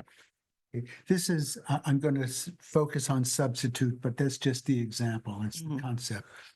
So we budgeted for FY 25, 827,000 and change. Mhm, And we're asking for 122,000 more. mhm. So I'm presuming from what I heard you say, hopefully I'm correct, that actually what we spent on substitutes is more than 827,000. I'm not asking you to give me the number, but you following me so far? So would it be helpful, because we're going to hear from members of council and from the RTM on a line-by-line basis. Again, this is just an example here. Mhm.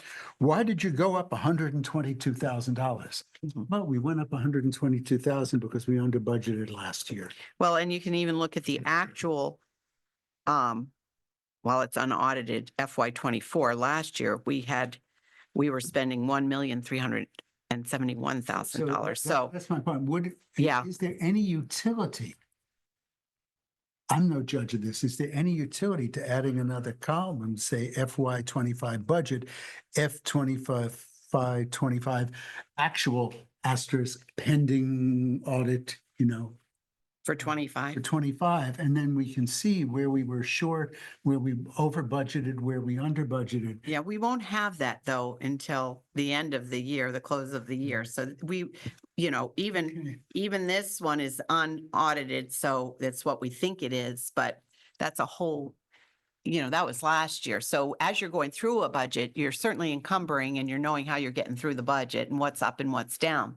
But you won't know exactly what you spent until you spent it. I got you.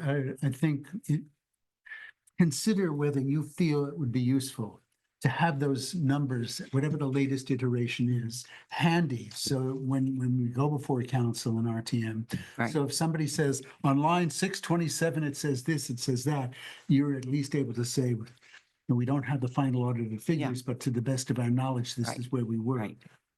And can we fill in those percents for the next version? Just, it's got the main percents, but line by line, I'm trying to figure out. Yeah, I think it's just helpful because the teachers are up by, say, 2%. That sounds like contractual, and it'd just Yeah, be helpful I'll to ask see for that. that. Yeah, Yeah, a bit of a list And open. Dean- Dean was up before. Dean, sorry. That's right. Yeah, to Matt's point, yeah, I mean, I understand why you're not gonna know for substitute teachers, you won't know till June 30th, just exactly what you spent on them, but if we were overrunning last year's number, that alone, we don't know what it's gonna be by June 30th, but we are already beyond our budget, and it's gonna be like the electricity, number that we had, last year. Why are you hiking your electricity budget? Well, because for whatever reason, I Yeah. don't remember why, we under budgeted that number. Mhm. So without going into under budgeting, yeah, if we're overrunning, I think that would be, even though we won't know the number by the end of the year, if we're overrunning. Right. Well, also, yeah, you could also add a little bit of it won't be a fudge, a little bit of an estimate. It's not like from this point forward, we won't have any substitute teachers. You're guaranteed to have X, the minimum of X. Right. Teachers, you can say, look, this is a perfectly reasonable extension where we are now, plus perfectly reasonable assumption about from here to the 30th. As you can see, you're already running over last year's budget. So this isn't that big of an increase over reality. Right. And it's certainly not even getting us back to where we were in FY 24, what we actually spent. And we're also going to have to explain why it is we have substitute teachers. I mean, it seems like self-evident why we'd have substitute teachers, but maybe the point needs to be made. Something's going on. Why? Right. I mean, if we're having a non-routine, use of substitute teachers, you'll always have subs, but Right. it's when, Well, when you have 200 non-certified staff and, you have, how many teachers do we have exactly, Lori, certified staff? I And think it's around 440 or so. so you're talking 650 people day to day and illnesses and things that come up that Yeah. cause absence, and you have to make sure those positions are filled, There's also generally the phenomenon of, to what extent are we being penny wise and pound foolish? Well, we're holding back over here, but that just means we're backfilling with folks cheaper, cheaper labor, but in fact, it costs us more at the end of the day. Right. Um, And I know in the past, Lori, some of the substitutes have offset positions that we didn't have filled for teaching for at least a period of time. Or or it could be doubling up that you have a substitute when you have someone on maternity leave or family leave. Long-term sub. Yeah. Yeah. Yeah. So did you want to speak to that at all? Yeah, that's correct. I mean, we do have that from time to time. I think this year more unusual than prior years, as we've always been able to, even if fairly late, fill all of our certified positions. But there have been a couple really challenging areas this year, including, Spanish positions, specialized positions like social workers, where we have had to, employ subs and contract workers to fill those needs. So the teacher line may be down a little bit, but then the substitute line is up a little bit. Right. Yeah. And just to build on that point, I guess one way to look at it, maybe we were looking at some of the projected budget sheets prior in, just our monthly updates. And we're projecting some deficits in some areas, and we're looking at ways to compensate for that by making some transfers. Would that be something that could work for showing how to justify the increase for next year, showing a tendency that we're trending towards? Well, and I think that there was a lot of trending going on in building this budget and looking at multiple years and what actuals were. So that was really a part of this process, even to try to get to these numbers. All right. The other question I wanted to ask was had to do with health staff, line number 8. Mhm. That's what And that is. that would be the nurses? That would be the nurses. Right. Yep. Okay. So that is definitely something to put a big star next to. Font 20 That's a solid million. in a huge font size. Yeah. Yeah. Red. And let's see. And then So- the insurance, the benefits, Lori can speak to as well. The health insurance, we really wanted to bring that up to what it really needs to be. And we had to also take care of our OPEB bill and a few other things. So, Just one more quick question on salaries and benefits, salaries and wages. The 24 to 25 budget. We shifted away from building subs and went to the daily subs. Is that correct? no, we did No, add we didn't have more that. because I didn't have a lot built in for building subs. So we added more to the sub line at at some point. Uh-huh. Daily subs are really hard to find. It used to be the time when Northeast had their daily sub. They knew who they were always ready to go, but it's very hard to get daily subs. But when you have a building sub who's there every day, they're part of the school community, they know the classroom, they know the kids. It's a tremendous support Okay. to the buildings. I just want to say I'm glad to hear that because that's one of the things I was carrying some anxiety about. During all the budget deliberations last year, yeah, I somehow walked away with the impression that we had shifted away from building subs and towards like the daily call sheet, so to speak. Yeah, I don't know, we might have named it daily subs, but we were just adding back some subs Oh, because it was alright. your recommendation that I we think we make sure we didn't cut it too much. 20 building subs. Okay. There was a big number of building subs that we Right. did cut and add. And then we didn't add, or initially, I think Matthew and I both kind of pointed this out. Initially, we didn't increase that day sub line, but then we did pick it up a little Okay. bit. But then you just kind of converted it into a Yeah. building sub. Yeah. They don't So- have what they had last year, but they do have their building subs, and I can get you those numbers. Well, I think there's an intrinsic value to building subs. Oh, As you absolutely. just identified, Yeah. they're part of the school community. They are people that are known, even if the students don't have them, they see them in the hall. Mhm. They have friends that have had them, so when they do show up in their room, you don't have as many perhaps behavior problems Right. going on.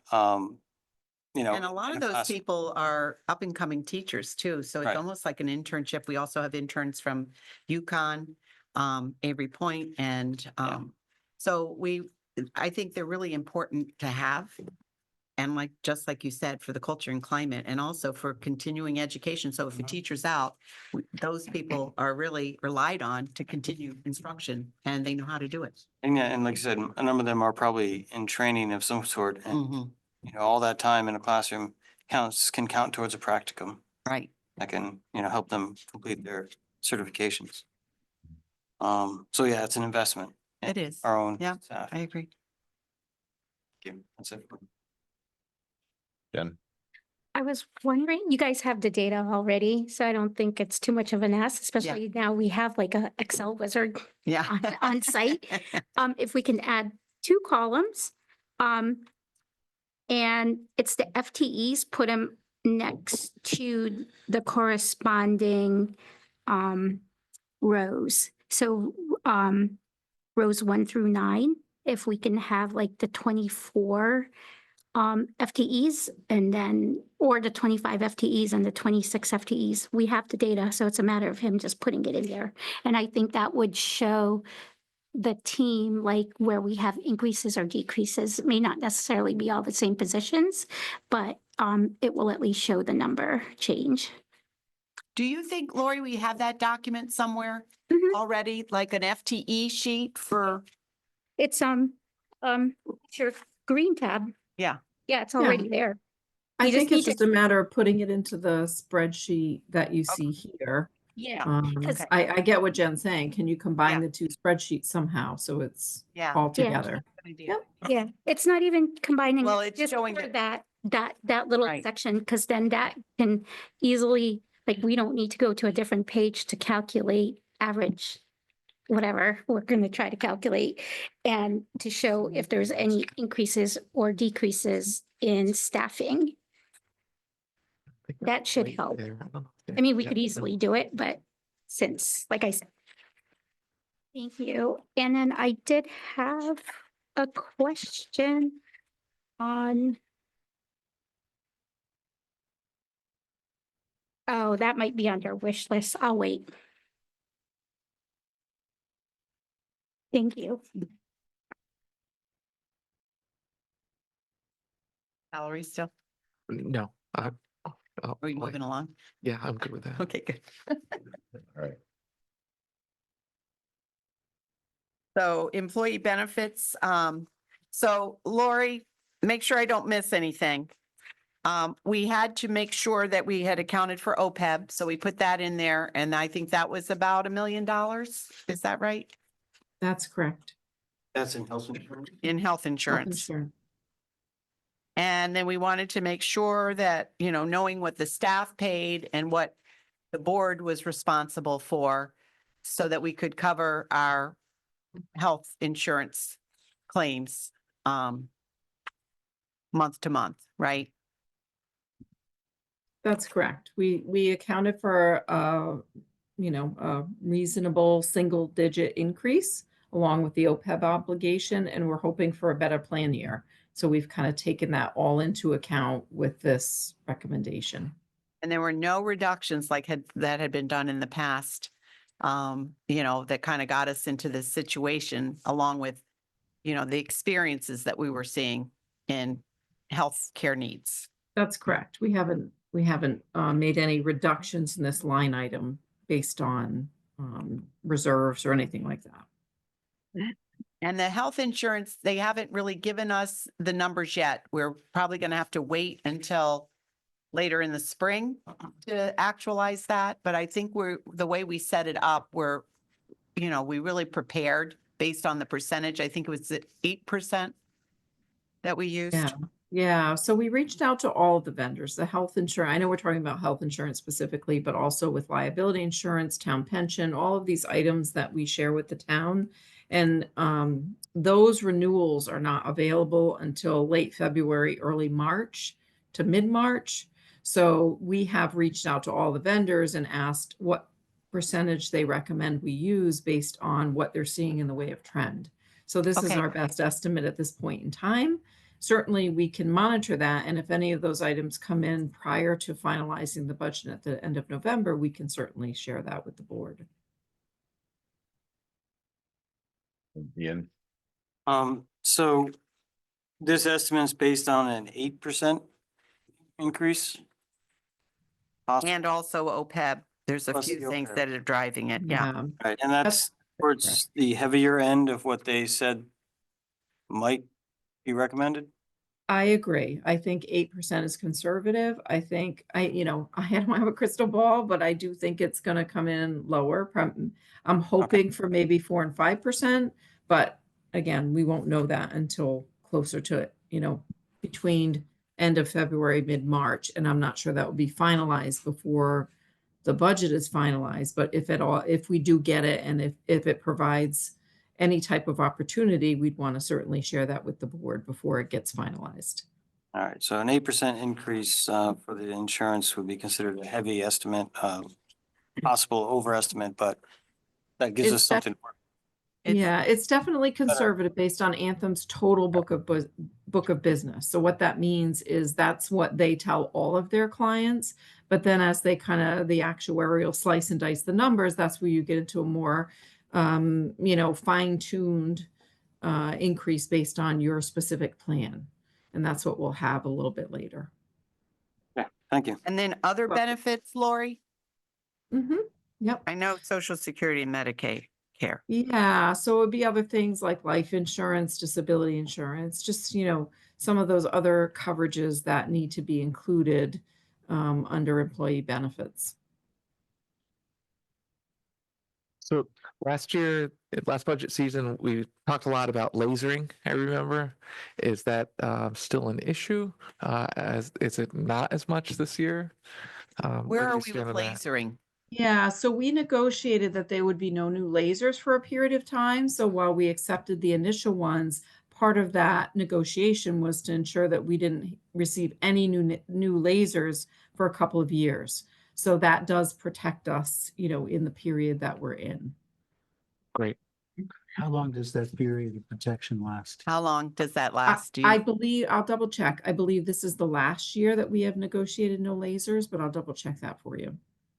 And that'll be important to point out because that was very contentious last year, and it shows, an effort to protect the town and the school system too. So thank you for that. Mhm. and then under purchase services, we have both instructional services and professional services.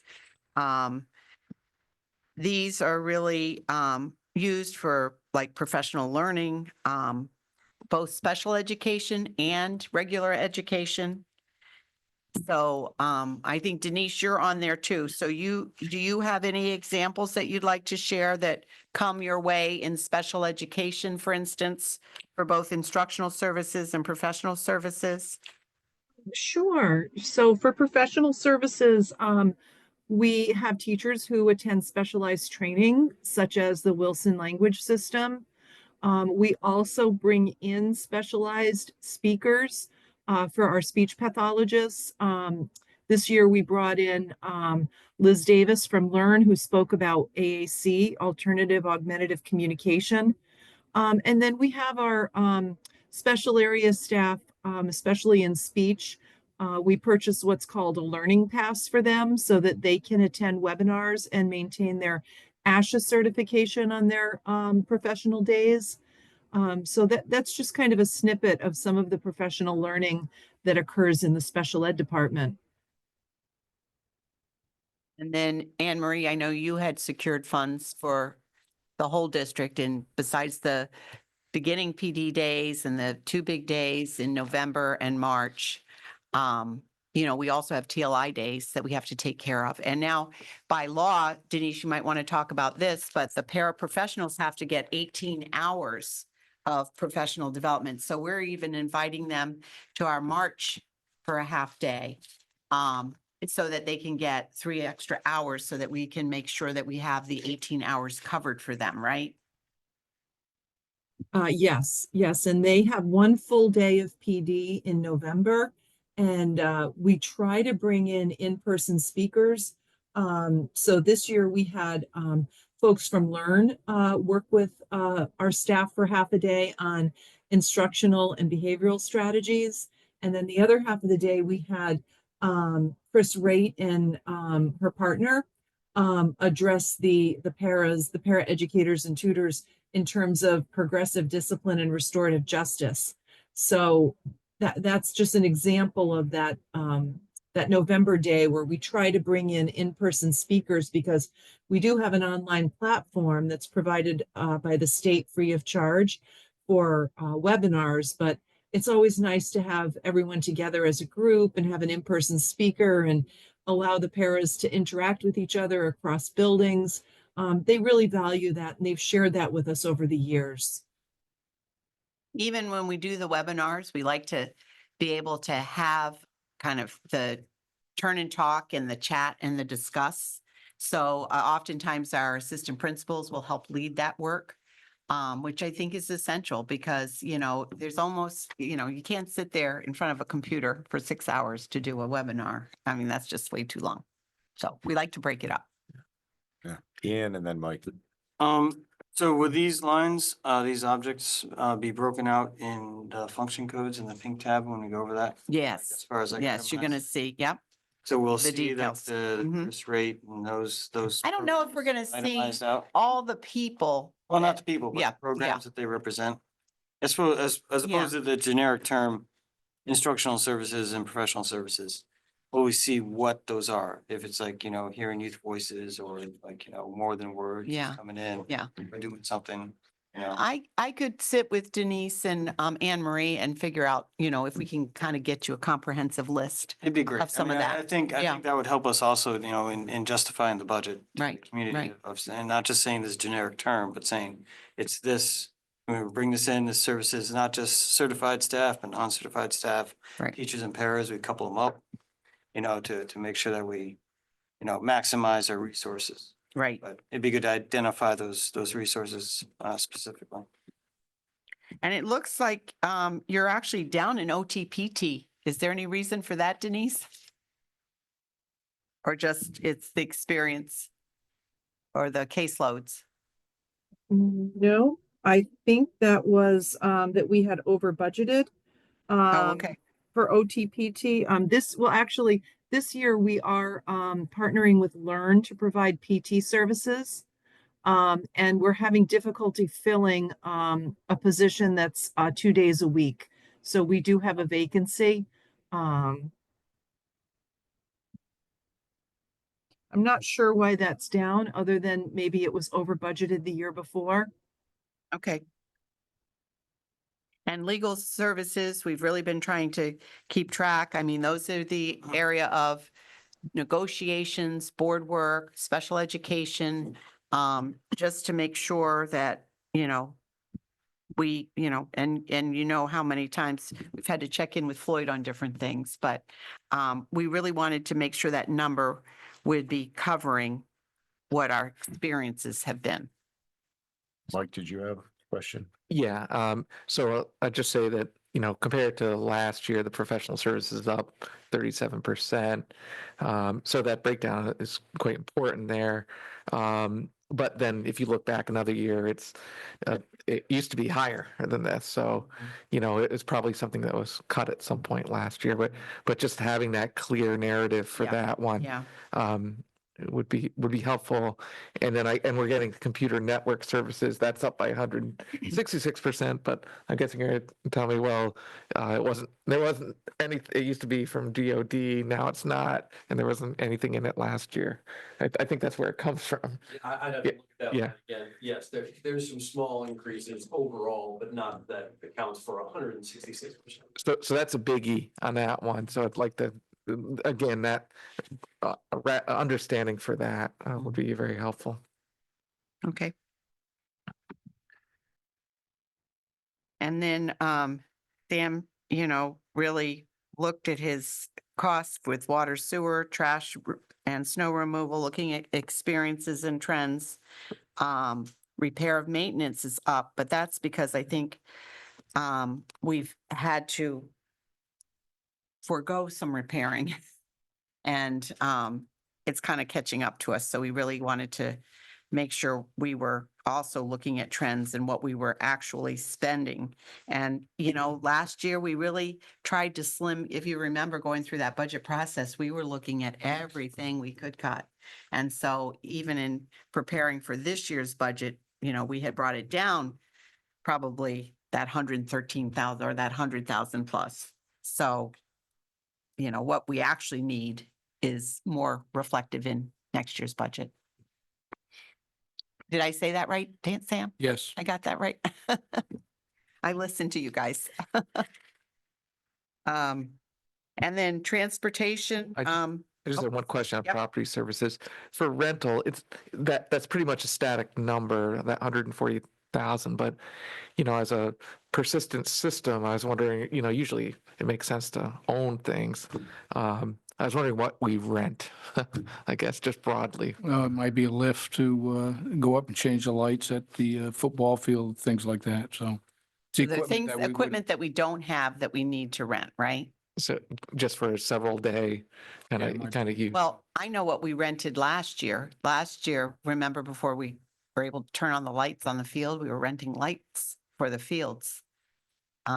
Over at the middle. The middle school, the for a middle few school, years, I right. think we had to do Yep. that. And then when you rent a generator or something, Yeah, generator at the middle school when the generator was down, yeah. We had a lot of things go down last year. So it's not something, it's not a particular item that you'd rent year after year after year, or for an entire year. It's like a short duration, Yes. specific need. Do we Thank- rent any of those portable units that are either back here or left No. at the schools? Those are all purchased. Yep. So we don't rent them. Copiers. Copiers? That's probably in there. Right? It's not my money, but That's probably you, Clint. Copiers. Copies are in my, it's in the IT budget. Mhm. Okay, not just copiers. Exactly. They're network multifunction devices.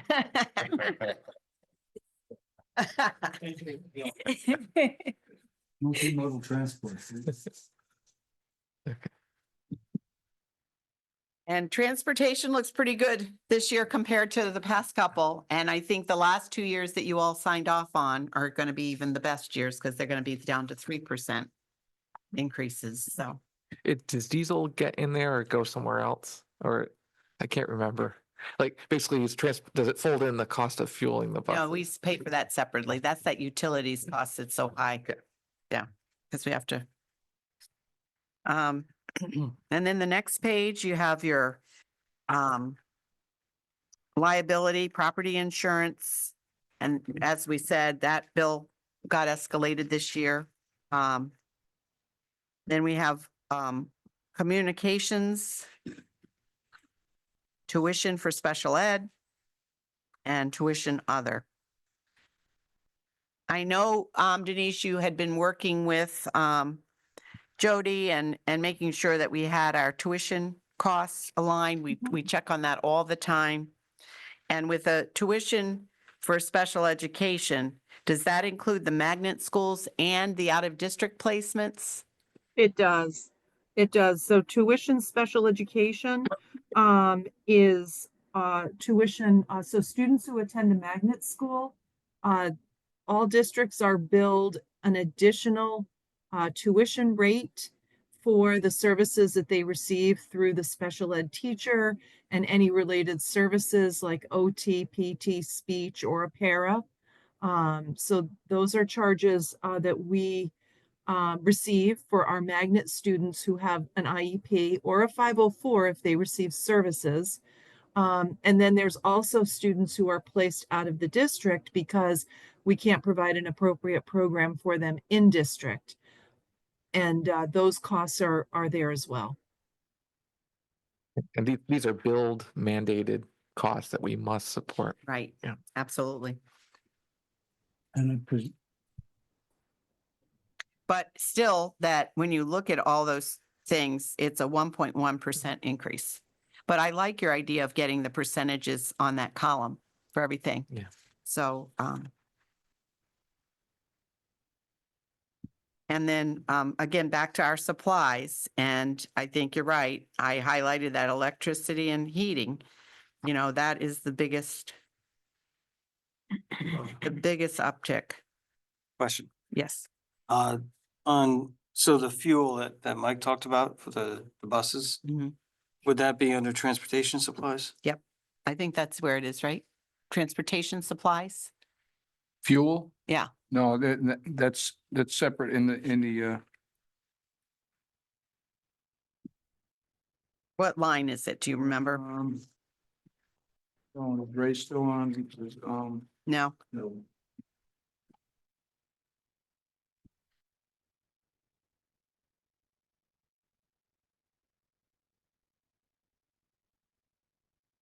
This is line 653 and 655, 50. My eyes. And I made it bigger. Oh. 634 and 656. Do I have that right? It should be under transportation supply. If you I go think so too. more detail, if you go to page 29, diesel for school buses. It's Yeah, mine isn't code broken down. 634. The 634 is part of line 29, 39. Oh, yeah, transportation supplies, line 39. That's what I thought.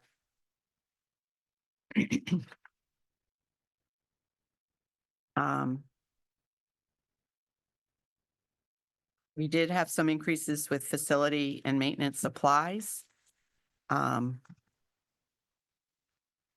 But, you know,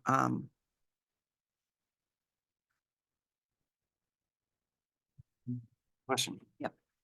I see textbooks and library books, mhm, massive drop there. mhm. Could you just explain what's happening there? Well, the reason that it was so high up in 25 is that we did, and I don't know if it was in this section, but we did add on for the reading program that we adopted. So that was actually, if you look at the actuals for textbooks and library books,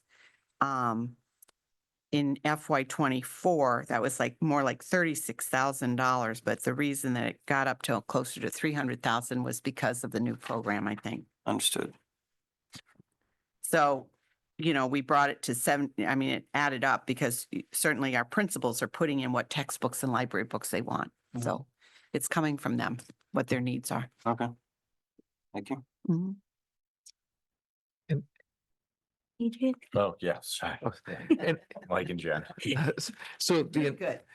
the instructional supplies increase that 140,000.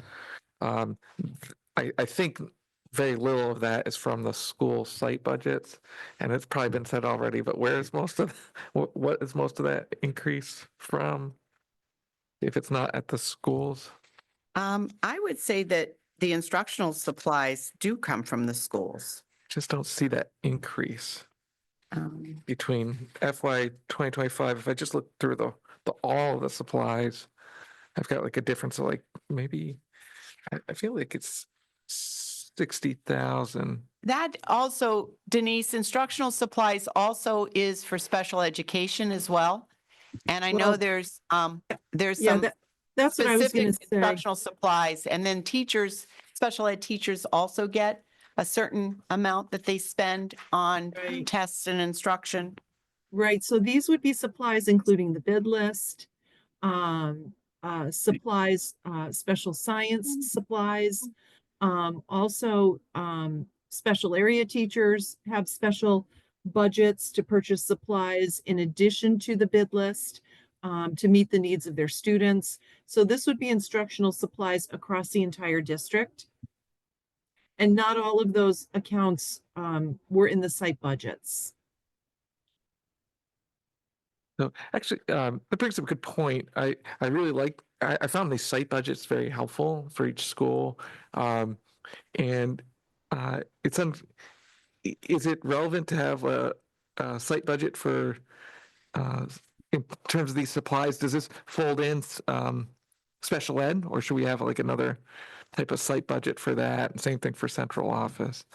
I mean, we can give, Or you. maintenance, You're gonna yeah. see, you should be able to see more detail even in the pages behind this, but certainly also in the function codes when we go through it. Okay. But we can get you more detail.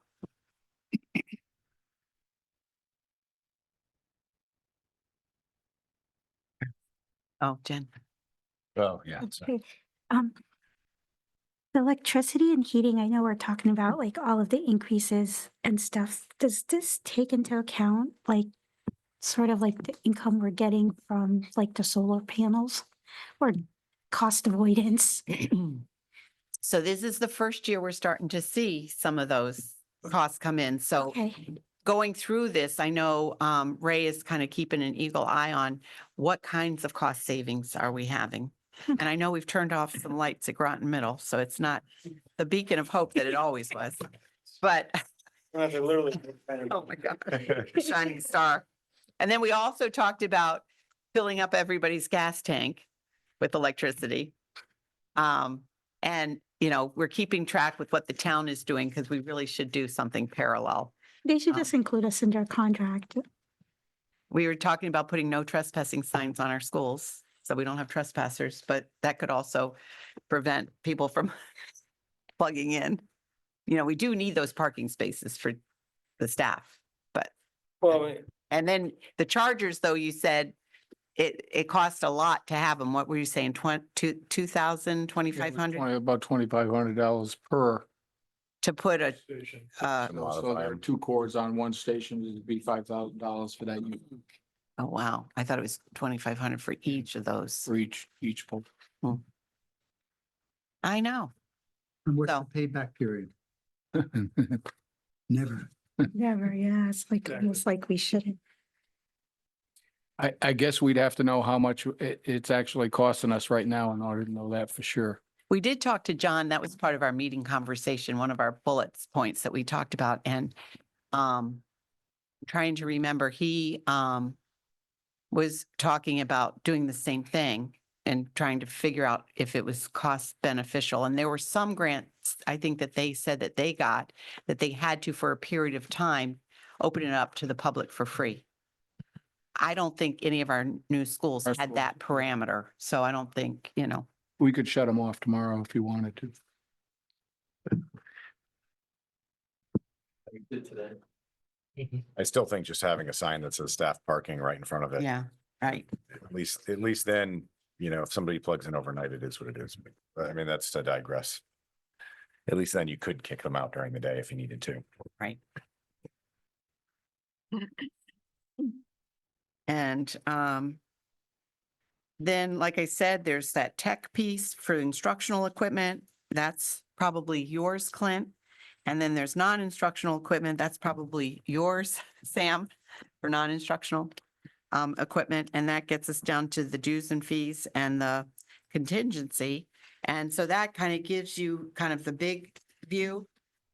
What I would recommend, but it's your party, it's your, is that if you would allow me time to maybe try to get these percents in for the, you know, so when we go through this in more comprehensive detail, these object codes will have the percents lined up too for you, so you can kind of see what these increases are. And it'll give you time to kind of take a deeper dive into this now that we've adjusted the numbers to that 6.5% increase and that 93,677,419.70.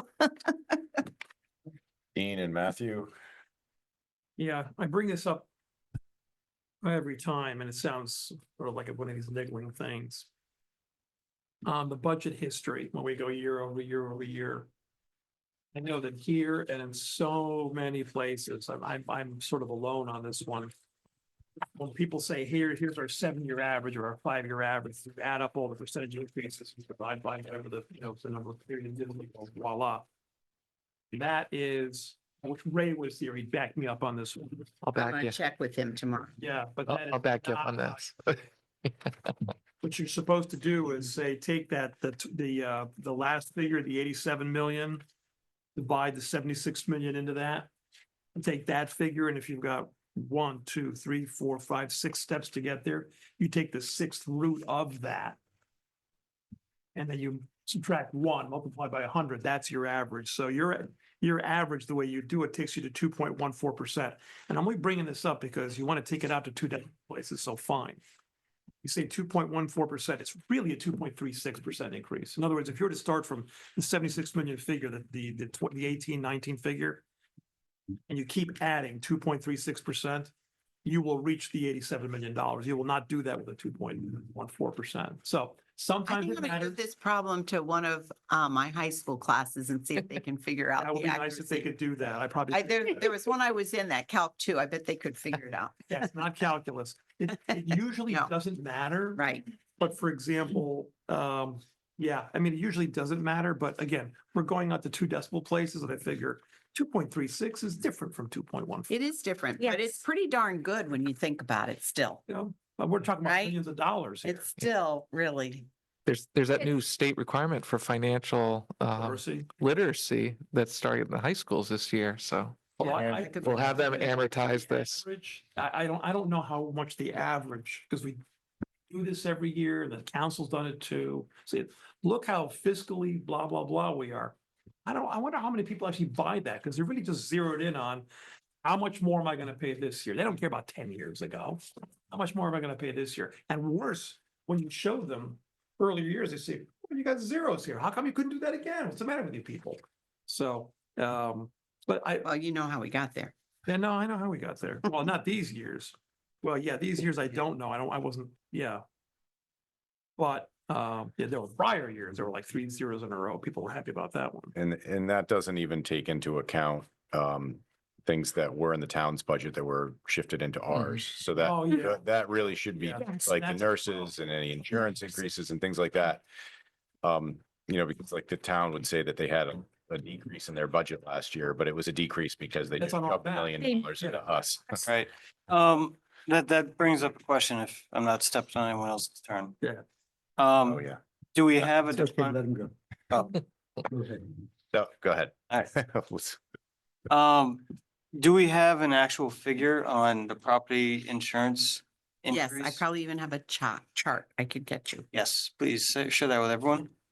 Because With that, again, yeah. um, I'm gonna put it on We the have- FAQs. yeah, that'd be great. Yeah, so we have the solid $1 million and change figure that is attached to the nurses. And the property insurance costs that we now absorbed into our budget too, we could add on. Right now, we're looking at a $5 million overall increase. Right. Right there, we have, I mean, if the property insurance costs is another like $500,000.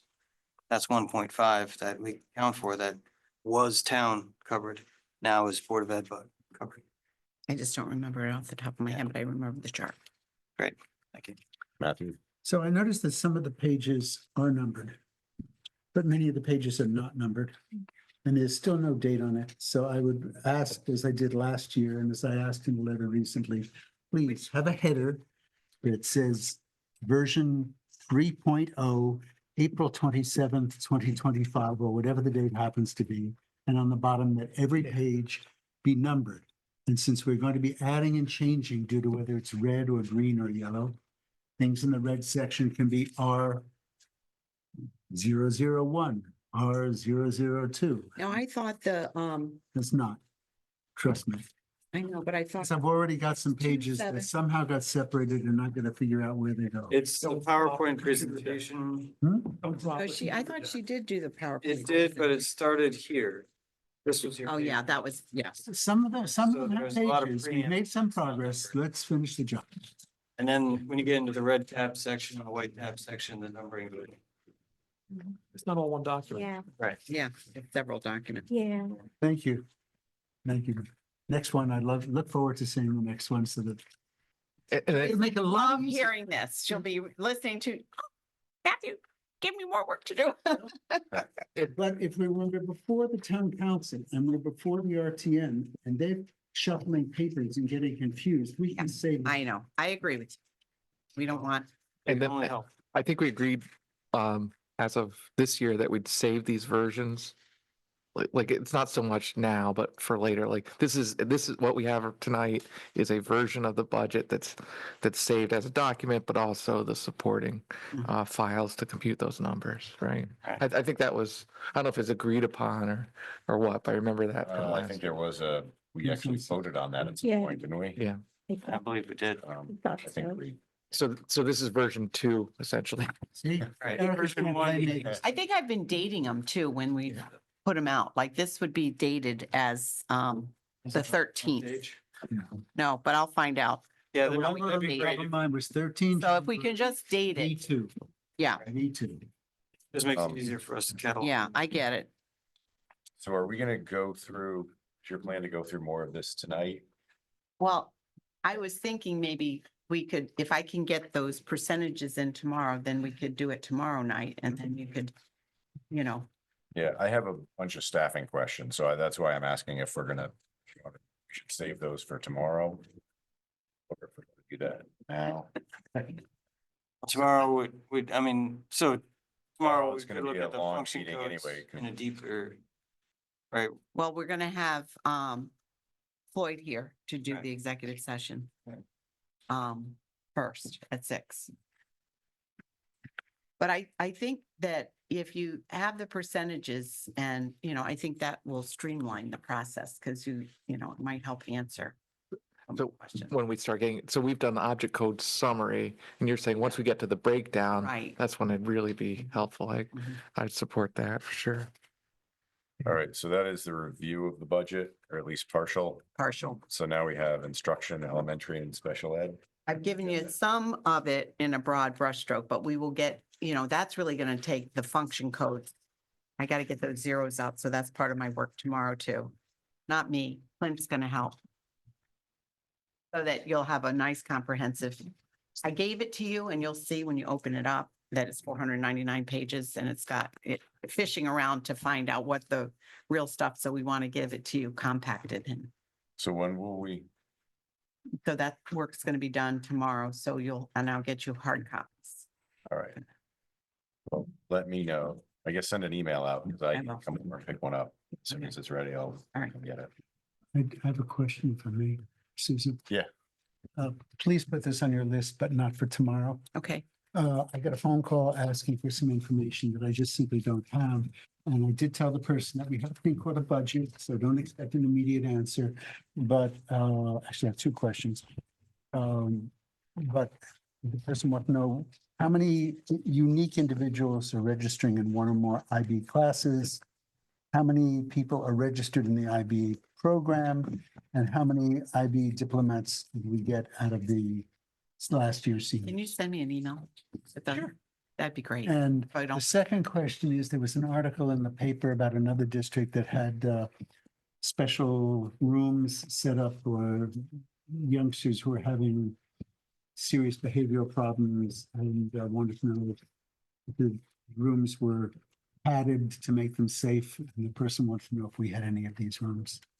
we have academy programs with a social worker and a special educator that are really safe rooms and therapeutic, but there are no padded rooms, I don't think.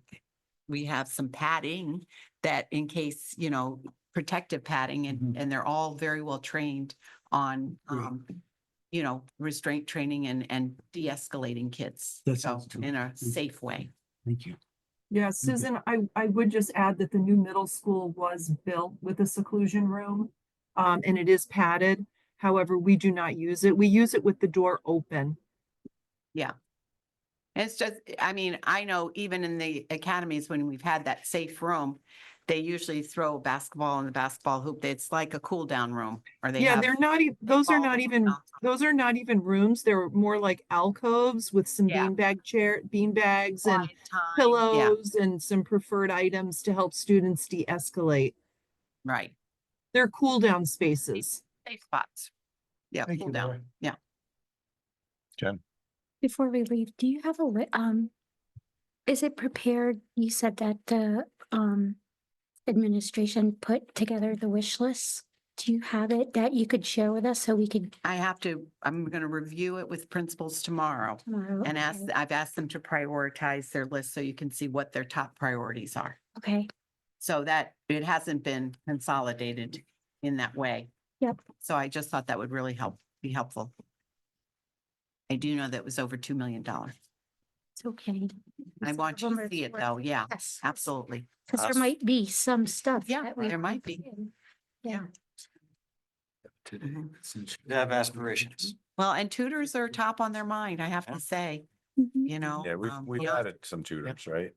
Yeah, but those were EL tutors based on needs and amount of students that have come in Oh, the tutors Not that were added in for this year that they were 5 of them. for 26, Mhm. there was tutors added. And that could be. Well, Lori, do you remember if we added tutors or was that just their contract? I know we had the 5 extras this year. I'm sorry, could you repeat that? Yeah, the tutor line for EL tutors, that was based on our experience. This year, we added 5. That's correct. Over last year, over And FY that's why it's 25. showing up for 26. Yes, 5 Okay. additional. That's correct. oh, like, We had to get them this year, we though. can get into this tomorrow, but like Yeah. at Fitch, it looked like we had 9 additional tutors added. We can answer these Yeah, questions. okay. tomorrow Between last year's budget. Okay.